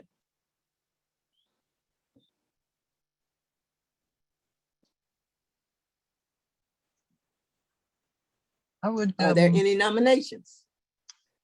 Yes, I would like to nominate Commissioner Brown. Commissioner Clifton Brown has been nominated. Are there other nominations? Does Commissioner accept the nomination? Pardon me? Does Commissioner Brown accept the nomination? I didn't hear that. Commissioner Jackson, I believe Commissioner Hedgewood is saying, how does Commissioner Brown feel about the nomination? Oh, okay. It was chopped up. I didn't quite get his complete statement. Commissioner Brown? Yeah, I'm fine with it. I've been thinking about it during the month. I've attempted to email Shannon a number of times, but I just couldn't push myself to do it. But I'm open to doing that. Absolutely. Okay. Commissioner That's great to Brown accepts the nomination. Are there any other nominations for vice chair? Are there any other nominations for vice chair? For my 3rd time, are there any other nominations for vice chair? Hearing none, Commissioner Clifton Brown, you've been nominated and voted on by acclamation as vice chair of this Lacey Equity Commission. Congratulations.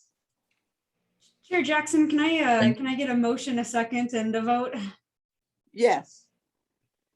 I will motion to have an election of Vire be occupied by Commissioner Brown. Second that. Okay, it's been moved and seconded that Commissioner Cliff Brown be elected as vice chair of this Equity Commission. Any discussion? Any questions? All those in favor of the motion, please raise your finger. Aye. Aye. Aye. Aye. Any abstentions? Those opposed, rather. Any abstentions? Hearing none, then the motion carries and Commissioner Brown is the vice chair of the commission. Congratulations, Clifton. Congratulations, You. Clifton. As a point of clarification for those that missed our last meeting, I believe that Chair Commissioner Jackson and now our Vice Chair Commissioner Brown will be occupiers until the end of next year. Is that correct, Shannon? Commissioner Hedgewood, I believe your question was the duration for the chair and the vice chair. Is that correct? Correct. I just wanted to clarify how long that their terms will be for those that missed the meeting previously. Commissioner Hedgewood, I will take a look at the policies and send out an email to all of you with that information just to make sure we get it correct. Okay, perfect. Thanks. Thanks for that question, John. And item 2D, the draft work plan overview. Is that you again, Shannon? That is me, commissioners. All So right. I'm going to share my screen with you all and just kind of talk through the staff report that was provided to you. And you can find it on page 24 of tonight's packet. So let me share my screen and let me know if you all can see it. getting some head Yes. nods, so I think you can see Yes. it. Yes. So Yes. this just really briefly goes over what a work plan is. And basically all of the advisory boards that we have here at the City of Lacey, the Planning Commission, the Historical Commission, the Park Commission, have work plans. And what these are is it outlines what the plan for each of the advisory board is. So what their goals and objectives are for that year. What type of resources are going to be available, and resources could be staff members or it could be special projects. And then also what type of reporting requirements are going to be necessary. So I provided you in the staff report links that'll take you to the work plans adopted by the other City of Lacey advisory boards. And this is really, to show the City Council, here's what we plan on doing. Here's what we hope to bring you as far as recommendations, and then here's how we're going to gauge the work that we are doing. And also here's our anticipated timeline for that work. So this is a new commission, and as we discussed in our last meeting, a lot of the attention early on, especially for our first 10 meetings, is going to be focused on crafting that diversity, equity, inclusion strategic plan. However, I heard Commissioner Sauer bring up, I think we have room and space and capacity to take on some other projects. And that's certainly something we want to see in the work plan, moving forward for the rest of 2021. Now, if you look at the calendar, we are pretty short in months in 2021. So we also want to be realistic with the types of work we can get started and done. However, just because we start some work in 2021 does not mean that this commission needs to finish the work. So a lot of the work items that are being brought up are, number one, they go into 2022, but then number two, they're also just continuous work that this board will be looking on. And then number three, other items might come up that the City Council says we'd like to get, the Commission on Equity's perspective on, and that will go to the Commission on Equity as they come up. So some work plan items that have been identified for the draft 2021 work plan are number one, working on that diversity, equity, and inclusion strategic plan.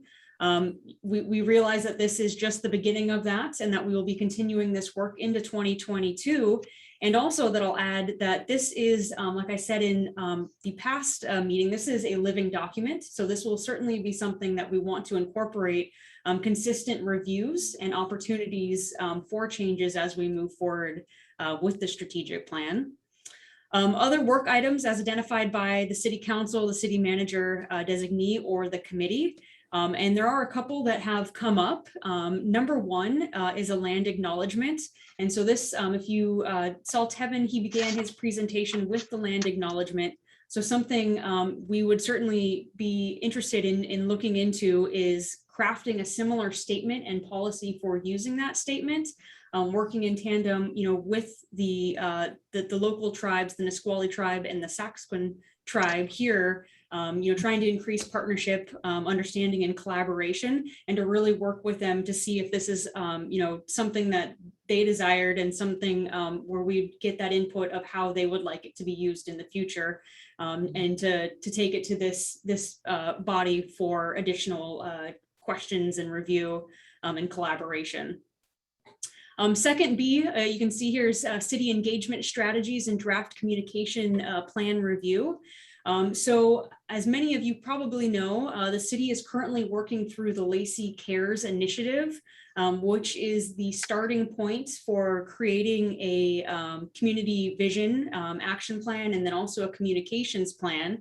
And so something we'd certainly like to explore with this body, and this is one of those items that I would mark as continuous, but to put a significant effort up front is going through what we do for engagement strategies, how we might improve or enhance them moving forward as we continue with Lacey Cares, and then as we continue with engagement in other types of outreach that the city performs. The city does outreach for a lot of items. I can tell you a few that are going on right now include Lacey Cares, our tree mitigation plan, our climate mitigation plan, our parks plan will be coming up here in 2022, the Greg Cuyo Master Park planning process. So all of these have some degree of engagement, and certainly wanting to take a look at, well, how are we engaging with these plans and policy documents, but then also taking a step back and saying, how are we also engaging with the community beyond those plans and documents? And then third, just creating a work plan for 2022. Like I mentioned previously, we only have a few months left of 2021, so we'll certainly want to turn our attention to looking to 2022 here shortly. And then taking that to the council for review in 2022 to take a look at the work plan, have a discussion with the city council. In addition to all of these items, something that would be really helpful for this advisory board, as well as all advisory boards, is just to get an understanding of what some of the city departments and operations are, in particular what we are doing internally for DEI initiatives. So we'd like to incorporate into this draft work plan an opportunity for the commission to be introduced to some departments, and then also just to get a general understanding of those internal DEI efforts. And so the rest of the memo really goes over, looking to 2022 and some items that might be included in 2022. But that's certainly something we can pick up a little bit later on in the year as we're looking to 2022. So I've stopped my share right there. I just want to see if there's any questions, and then I will go back to sharing just a little bit more about what the draft work plan looks like.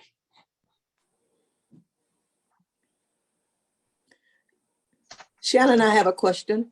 Yes, Chair As Jackson. we talk about developing the strategic plan for this equity commission, what concurrent strategic planning processes are currently underway in the city?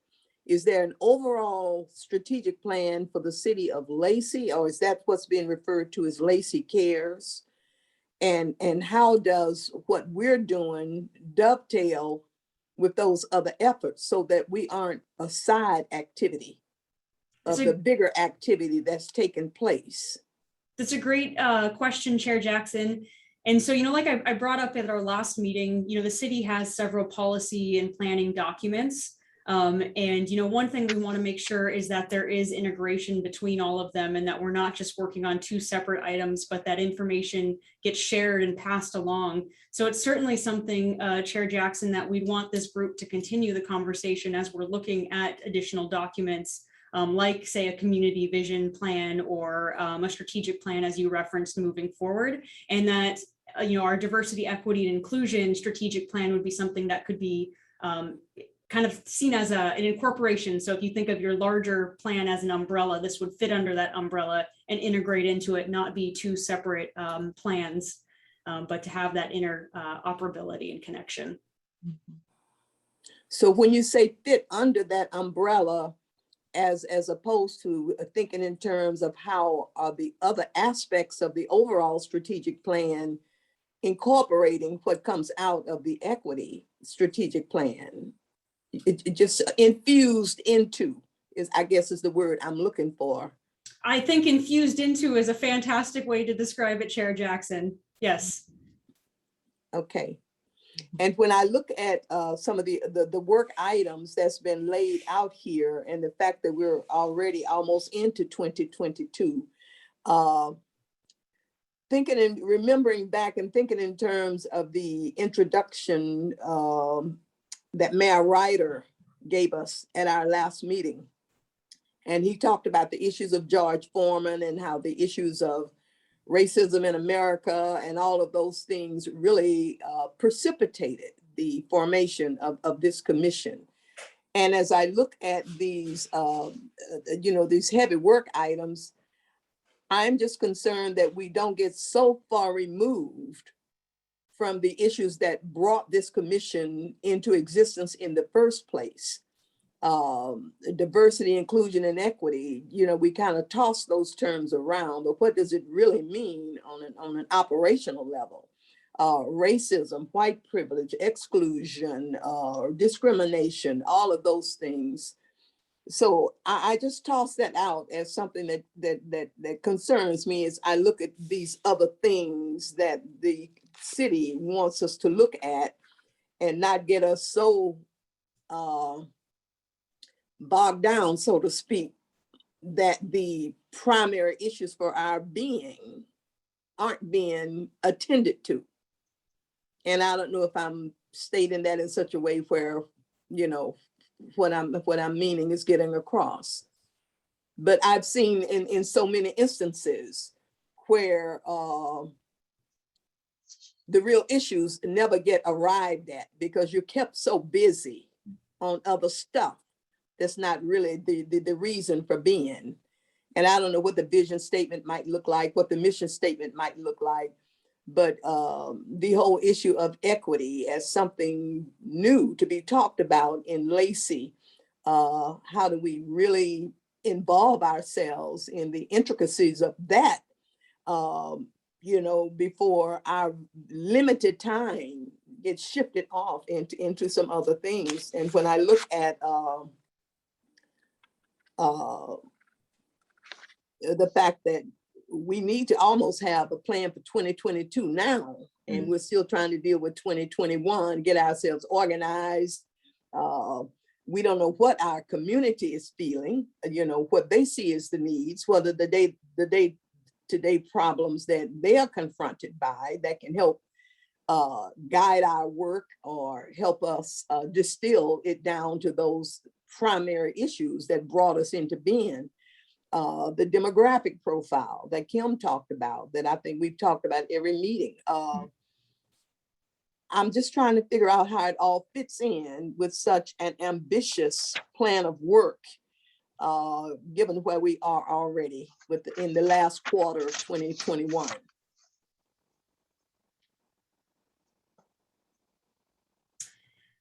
Well, Chair Jackson, sorry, Commissioner Clay, I didn't mean to cut you off.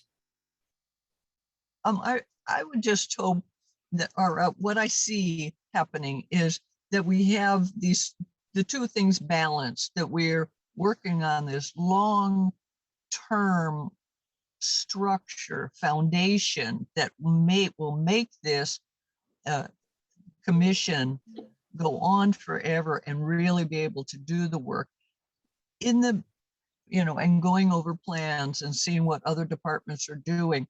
But I also hear you, Commissioner Jackson. I think we should also be having projects that are really moving forward on some of the issues that we can, you know, like the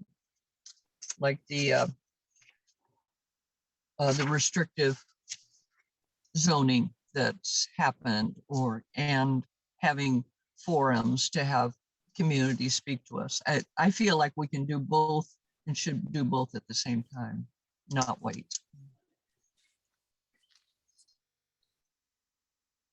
To echo what Commissioner Clay said, and Chairperson Commissioner Jackson, both said, I think that we can indeed walk and chew gum at the same time. But I think that at least my priority is that we maintain our focus on what we're actually here for. I understand the foundational work is incredibly important. It is a part of the work that we're doing, but it's not the only work we're doing, I guess is what I'm trying to say.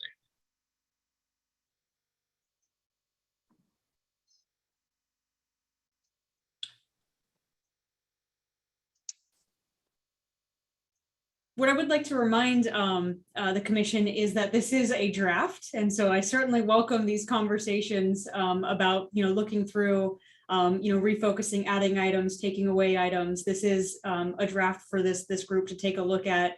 And certainly as we look to 2022, you know, having lengthier discussions on what does that work plan look like for 2022 coming up here.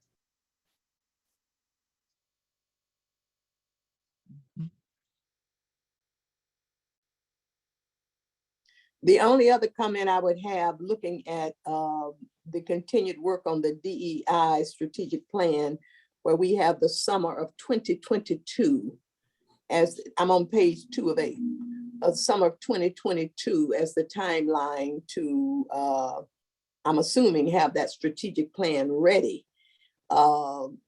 Summer of 2022 could almost put us where we are now, which would give us a few short months left in 2022 to begin to implement anything we planned for in 2022. So I would just question if some of 2022 isn't too late for us to have a final strategic plan in place if we're to really get cracking at some things that we identified that we want to get moving on pretty quickly.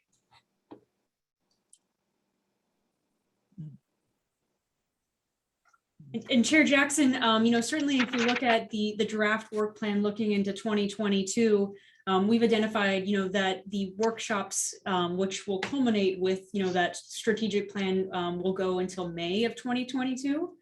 So I have indicated in the overarching, you know, timeline, just a little bit more time on that item. Should there need to be, you know, additional work done? You know, for example, you know, should this body want to do more, you know, community engagement on items throughout that to give us some extended time for this to come to fruition.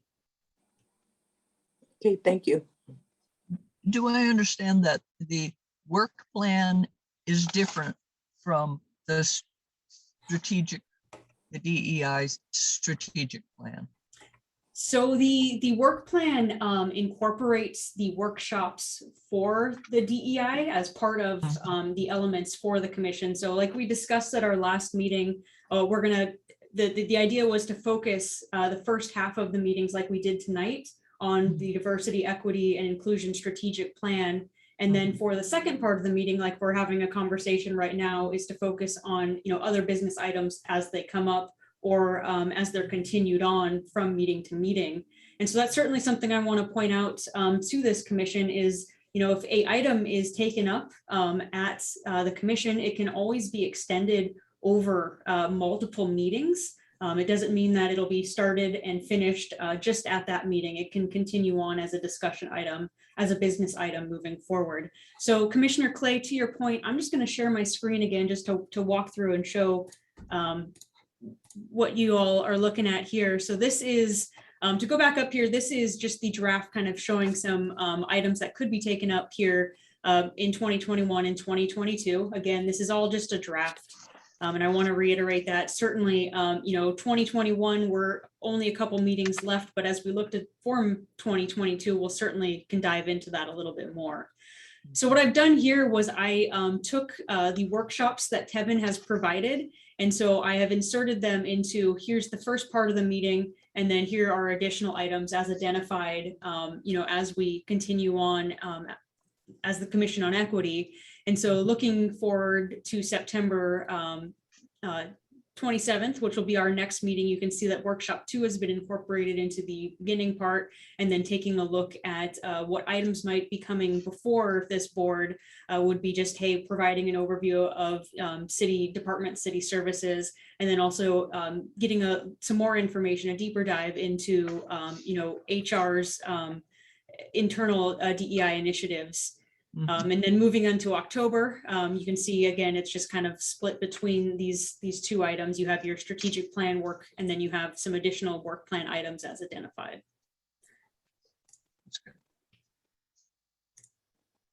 So are there any other questions on the draft work plan tonight?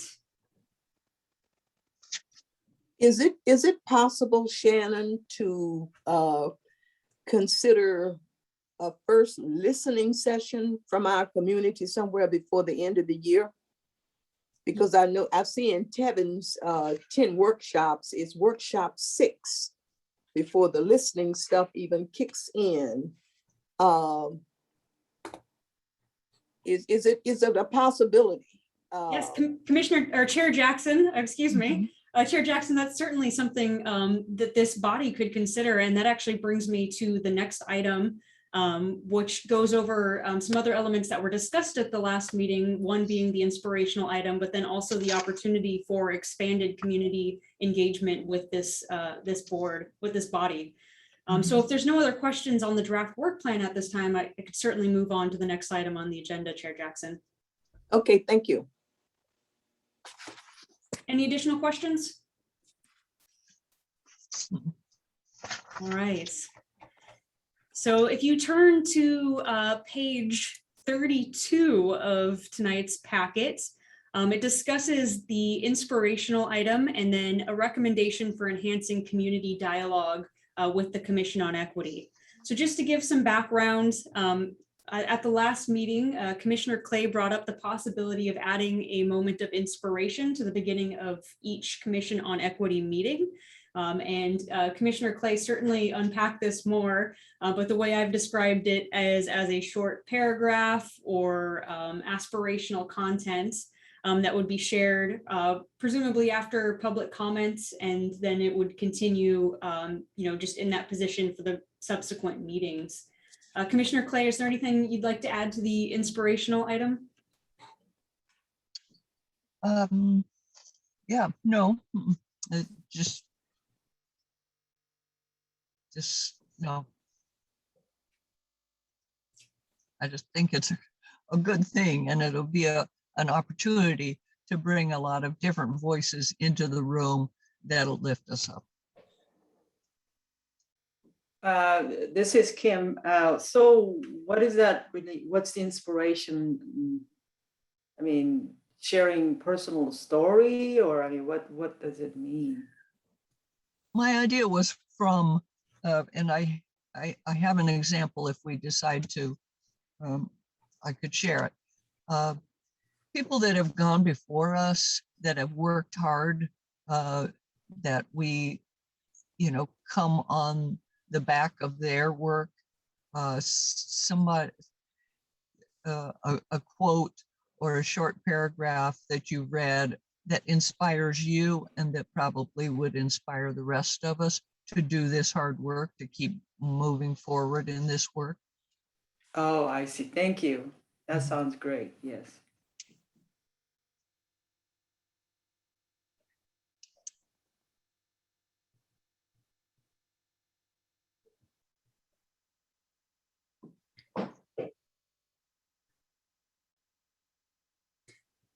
So commissioners, this is certainly something that we could integrate into future meetings, should you desire.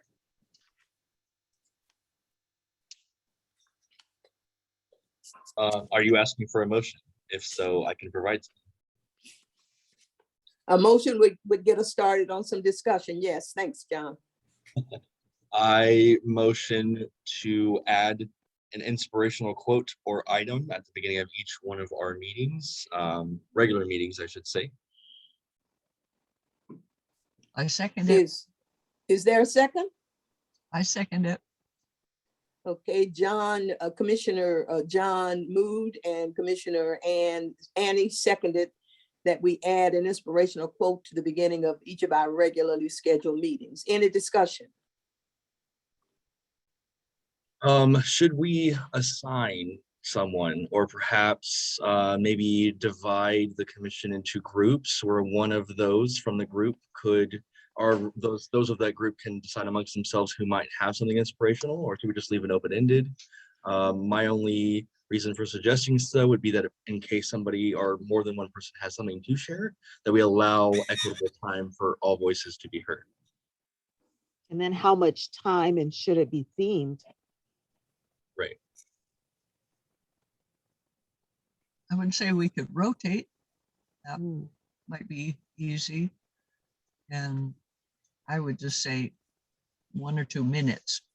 Is my idea. That seems reasonable.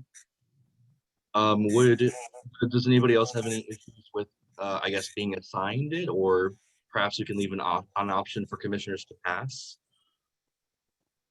I think Commissioner Clay should get her started. It's her creation. She has the insight and the thoughts behind it, and I think she would be great to lead us off in September. Then we can use that, as a springboard to the other months. I agree. Perhaps for sake of orderliness, we could begin with Commissioner Clay, and then from there go in order of commissioner position. We can work that part out, I think. I think the important thing is the motion that we do add it at the beginning of our meetings, and I hear the discussion saying for 1 or 2 minutes. And generally that it would rotate from one meeting to the next as to who has responsibility for it, with Commissioner Clay leading us off. And I think we can work the rest out, as other meetings come up, but that's the motion. Is there any additional discussion on that motion? I hear none. So those in favor of the motion, say aye. Aye. Aye. All right. Opposed? Hearing none, the motion carries. So beginning with the September meeting, we'll have an opening inspirational exercise, 1 or 2 minutes, and it will be begun by Commissioner Clay. So with that, that takes care of that inspirational item. I have to apologize, but next month is the only month that I really can't make it. I hope to be in South Africa. And I don't think I can Zoom from there. I would consider that an excused absence, Annie. Oh, I would, thank- if you had 1 or 2 minutes, I would love to give you the one I have right now. okay. Would someone volunteer then to be that opening inspirator for September in Annie's absence? Can we hear what Annie has to say now so that we know what we're jumping into for next month? Pardon me, I didn't hear the bottom of that. Sorry, is it possible for us to hear what she has to say right now so that we know what we are in for the next month? Okay, Annie, you have been asked to model. Since you're ready tonight, 1 or 2 minutes worth, okay? I appreciate the moment. This is by an African-American Zen priest, current person. Her name is Zenju Earthling Manuel. She talks about the tension we're feeling around race, around other issues. Tension is our most sacred time. To access the sacred time, we must have common ground. We must stand at the water together with all of our problems. Many of us consider being human to be our common ground. This perspective can negate our unique differences and end up causing more tension.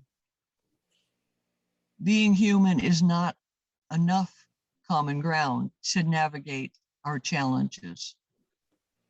If we would consider our common ground as trust, we would be more able to remain open to struggles. What are we trusting? We are trusting that what happens between us is the path by which we must come to awaken as human beings. We must stick to this path with great integrity, no matter how difficult. And then she adds, may my undeniable differences be seen as just a part of the landscape of life. Thank you. Wow. Thank you.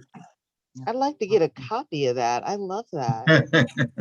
That was deep. Thank you, Eddie. I will send it to Shannon and she can send it out. Yes. Great, great. Well, we'll miss you in September, but do enjoy South Africa. Yes. Great. So, volunteers for September. She sets a high standard. Or should we consider reading that at every moment, just to give us a reminder to stay the course? There's a lot of other stuff out there just like it, powerful. Yeah, there is. Okay. You want to take a shot at it, Commissioner Hart? Ooh. For September? I give it a good old college try. It's my birth month, so let's give it that try.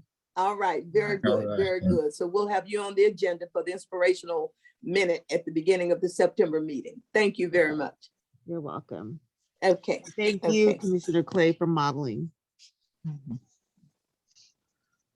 So the last item, commissioners, on the staff report was expanding opportunities for members of the public to have dialogue with this advisory board. And so our recommendation, I guess, let me take a step back. So first, the discussion started when we were reviewing the policies at our last meeting. And we were discussing public comment, which I now realize that I forgot to incorporate on tonight's agenda. And I apologize, it'll be on September's agenda and every agenda moving forward for the Commission on Equity at this point, as it is in the policies per the Commission on Equity. But as part of the conversation on the policies and discussing public comments, there was a lot of conversation on expanding the opportunity for members of the community and community stakeholders to have a dialogue with the Commission on Equity. That wasn't just a 2-minute, here are my thoughts on something, but really an opportunity to have more of a town hall where they could have back and forth conversation. Our recommendation would be to have a listening session or like forum on a regular basis with the community. And ideally, we could host these events in the community as soon as we're allowed to have, in-person meetings. So not just at City Hall, but in other locations, and that they'd be regularly scheduled. So for example, I've indicated in the staff report, something on a quarterly basis or something on a 2-month basis, or at an interval determined by the commission. That would just be more of a dialogue and open conversation with the public to talk about some of the items that are being worked on, to talk about diversity, equity, and inclusion in the community.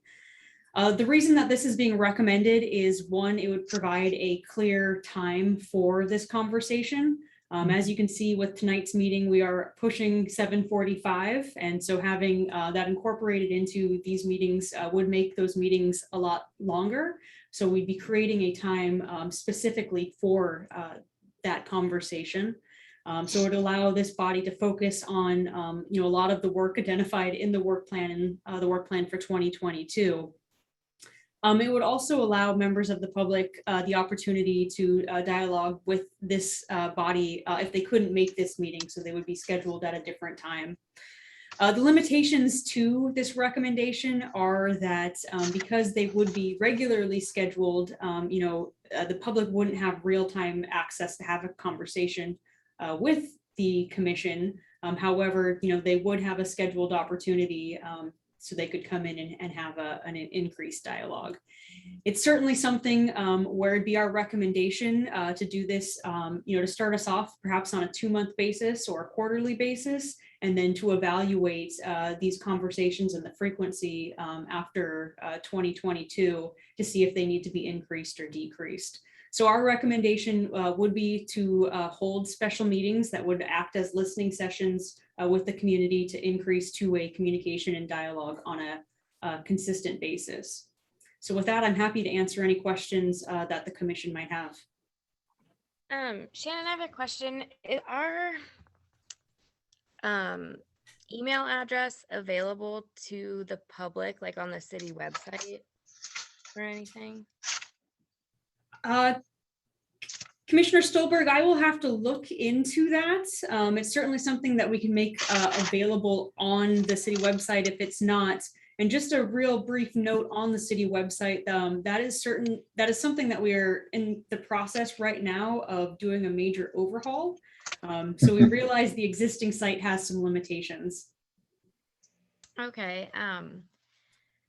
And I'm just asking because when you said that one of the limitations is that people wouldn't have, real-time conversations, and this could open like a whole, like, I don't know if we want to go down that road, but if the public had our email addresses and could contact us that way, we could get ideas of issues that are coming up. It would require us to check our emails regularly and keep track of anything that that comes, but we could bring those to meetings.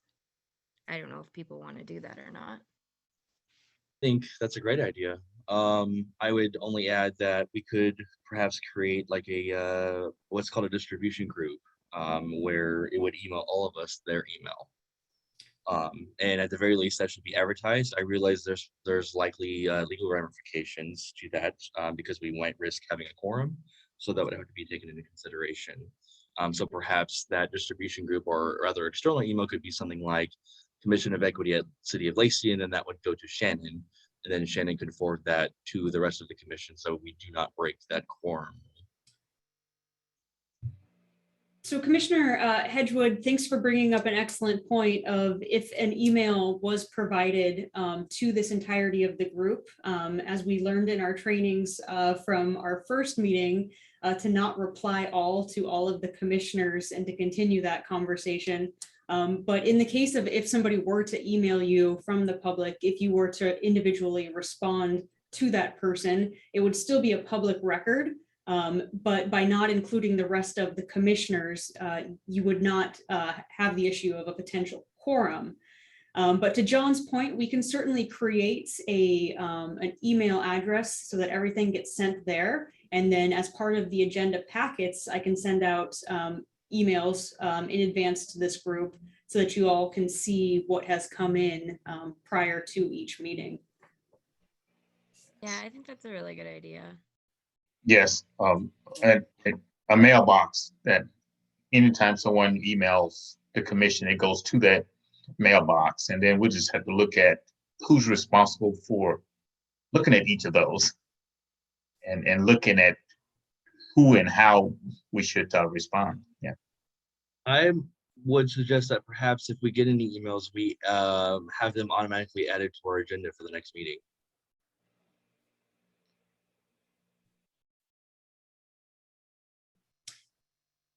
I'm a little hesitant to go down the email route. If an email is expecting a response, then you want to respond quickly. But if we are putting out a group email, to the commission email for comments, that we're collecting comments, I would rather have dialogue in person than end up with, 20 or 100 emails that we have to figure out what we're going to do with them, how we're going to respond to them. It seems a little problematic.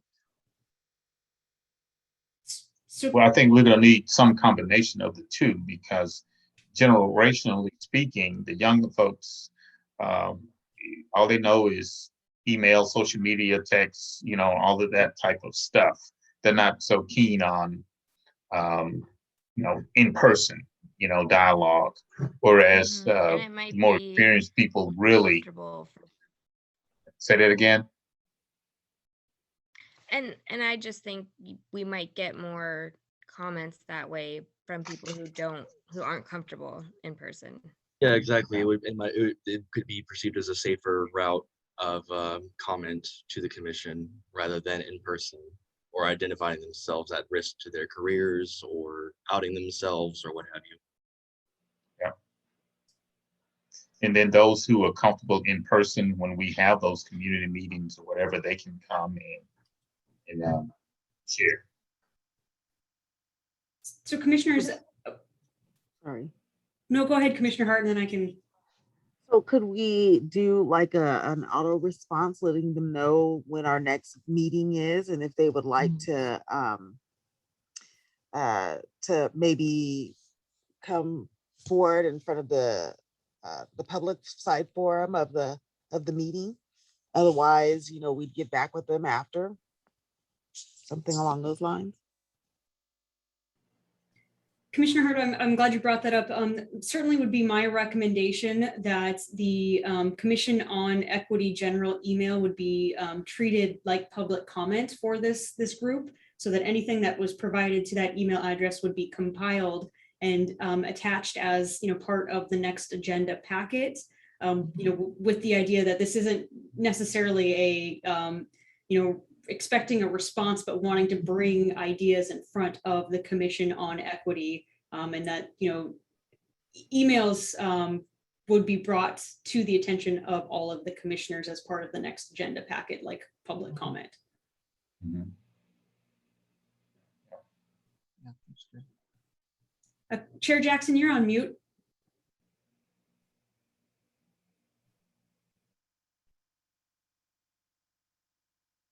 Okay. On the issue of the listening sessions, and you talked about a regularly scheduled listening session above and beyond our regular meetings. And I would agree that we don't want our regular meetings to become so onerous that, a public comment session where we limit it to so many minutes and, this kind of thing. But the idea of an initial listening session to kick us off to find out what's the temperature of the community right now, and then other listening sessions as needed.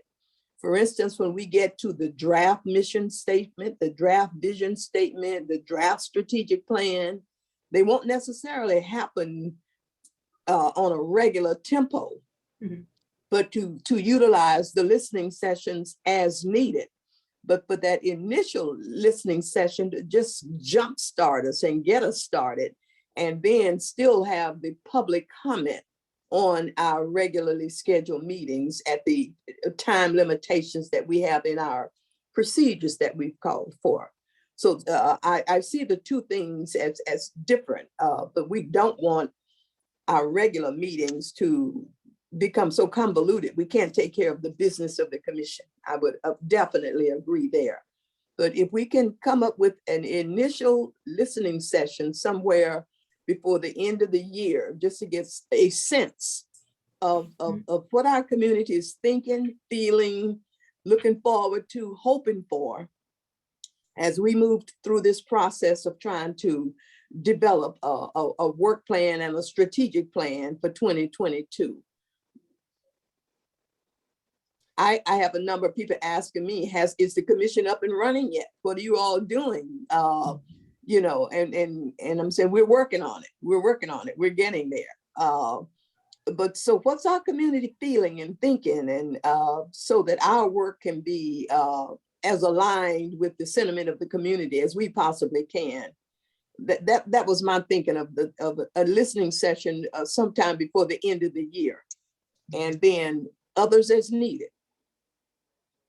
So Chair Jackson, if I'm hearing you correctly, is not your recommendation is not to establish a frequent time at this point, but to have those listening sessions as needed and one before the end of this year, and then to evaluate when you might need them in 2022. Yes.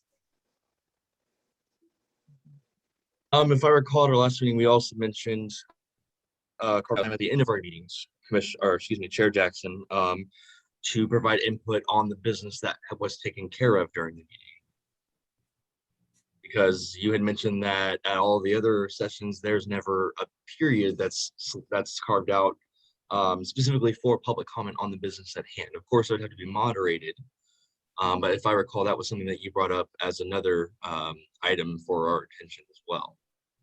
Right. Where I was suggesting, as we were talking about the public comment early in the session at the beginning of the meeting, and after we've addressed all of our business items and had our discussions and passed our motions, an opportunity for a second brief public comment session, if we still have anyone that's hung in there with us throughout the whole meeting, and at that point have another comment or question, but not to engage in any long dialogue at either the first or the second comment session, but just to afford that opportunity as a different way to engage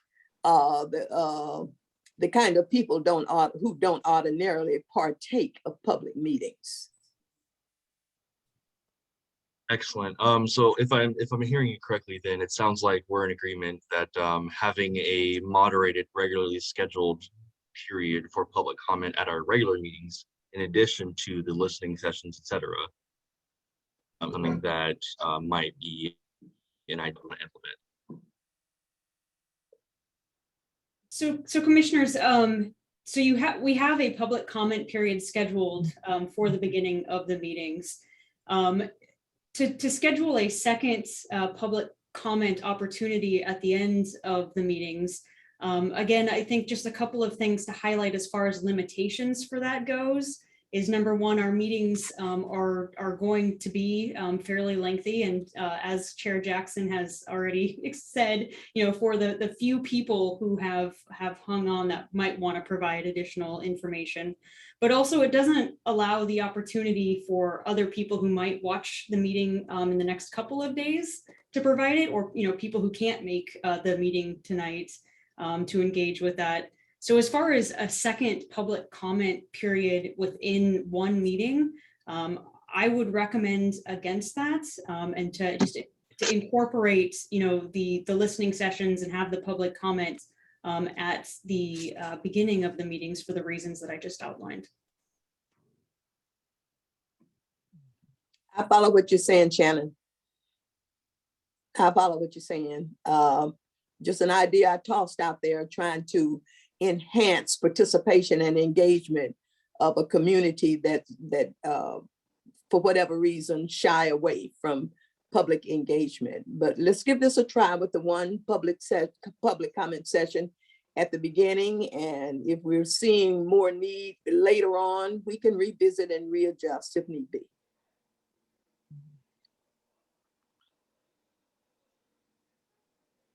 Should we develop a little side committee to get our focus, get focused on a public forum?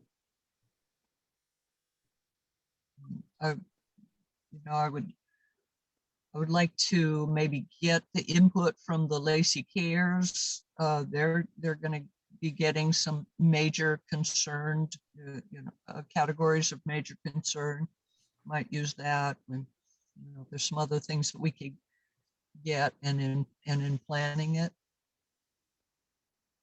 Commissioner Clay, you bring up a really good point of, as part of the Lacey Cares initiative, we did a outreach earlier in the spring of 2021, and we asked a lot of questions about the community. And one of the questions that was asked as part of that survey was on diversity, equity, and inclusion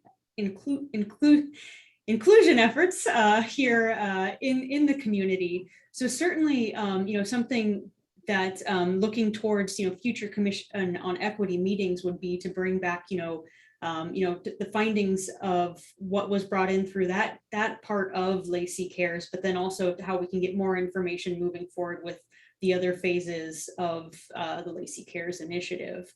So certainly if this body wanted to hold its first listening session, I would recommend in the October timeframe, which would allow a little bit more time from the start of the Commission on Equity. And then I believe the way we have it outlined currently on the work plan is that would start looking at the engagement strategies and draft city communications, and this would include that Lacey Cares initiative in October. So my recommendation would be to go through those materials and then perhaps hold the first listening session in early November.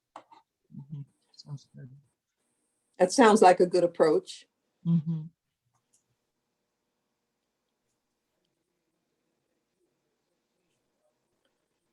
Mm-hmm. Wonder if those a couple of people have talked about the equity index, getting some of the demographics. You can pull a little bit up off of off the internet, but maybe Shannon, you have some of those things in a file that would tell us a little bit more about who we might expect to come to a forum, who our city is. Commissioner Clay, we can certainly get some more demographic information included as part of the next agenda packet for this commission. As part of the diversity strategic plan, I know that Tevin is going to be doing a deeper dive into that information as well, but we can certainly just get some baseline information available for the commission. Thank you, Shannon. Mhm. Any other questions, comments on the enhanced community dialogue discussion? Does this approach sound amenable to everyone? Mhm. Yes. I Mhm. don't hear any dissension, so I'll say that what Shannon has recommended as a staff direction, that we adhere to that. Any further comments? Anything else, Shannon, on that item? That is it for me, Chair Jackson. Thank you. Okay, thank you. Are there any commissioner reports?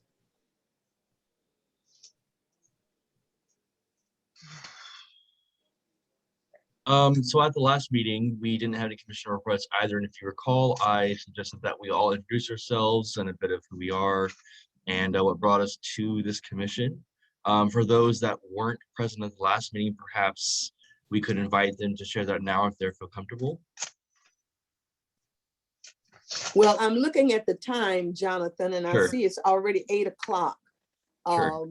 If that's something we want to incorporate next time around, that's something we can do. But you know, we're trying to stick to about 5:30 to 8 o'clock for our times, and we still have the director's report to deal with. Would that be okay? Of course. Okay, thank you. Any other commissioner with the report?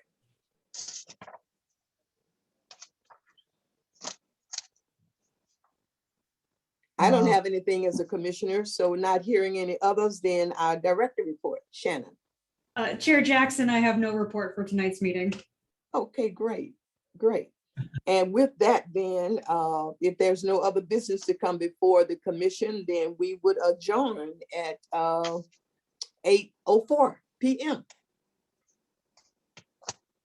Thank Thank you. you. Good night, Thank everybody. Good night, you all everyone. for joining the meeting this evening. Okay, have a good evening.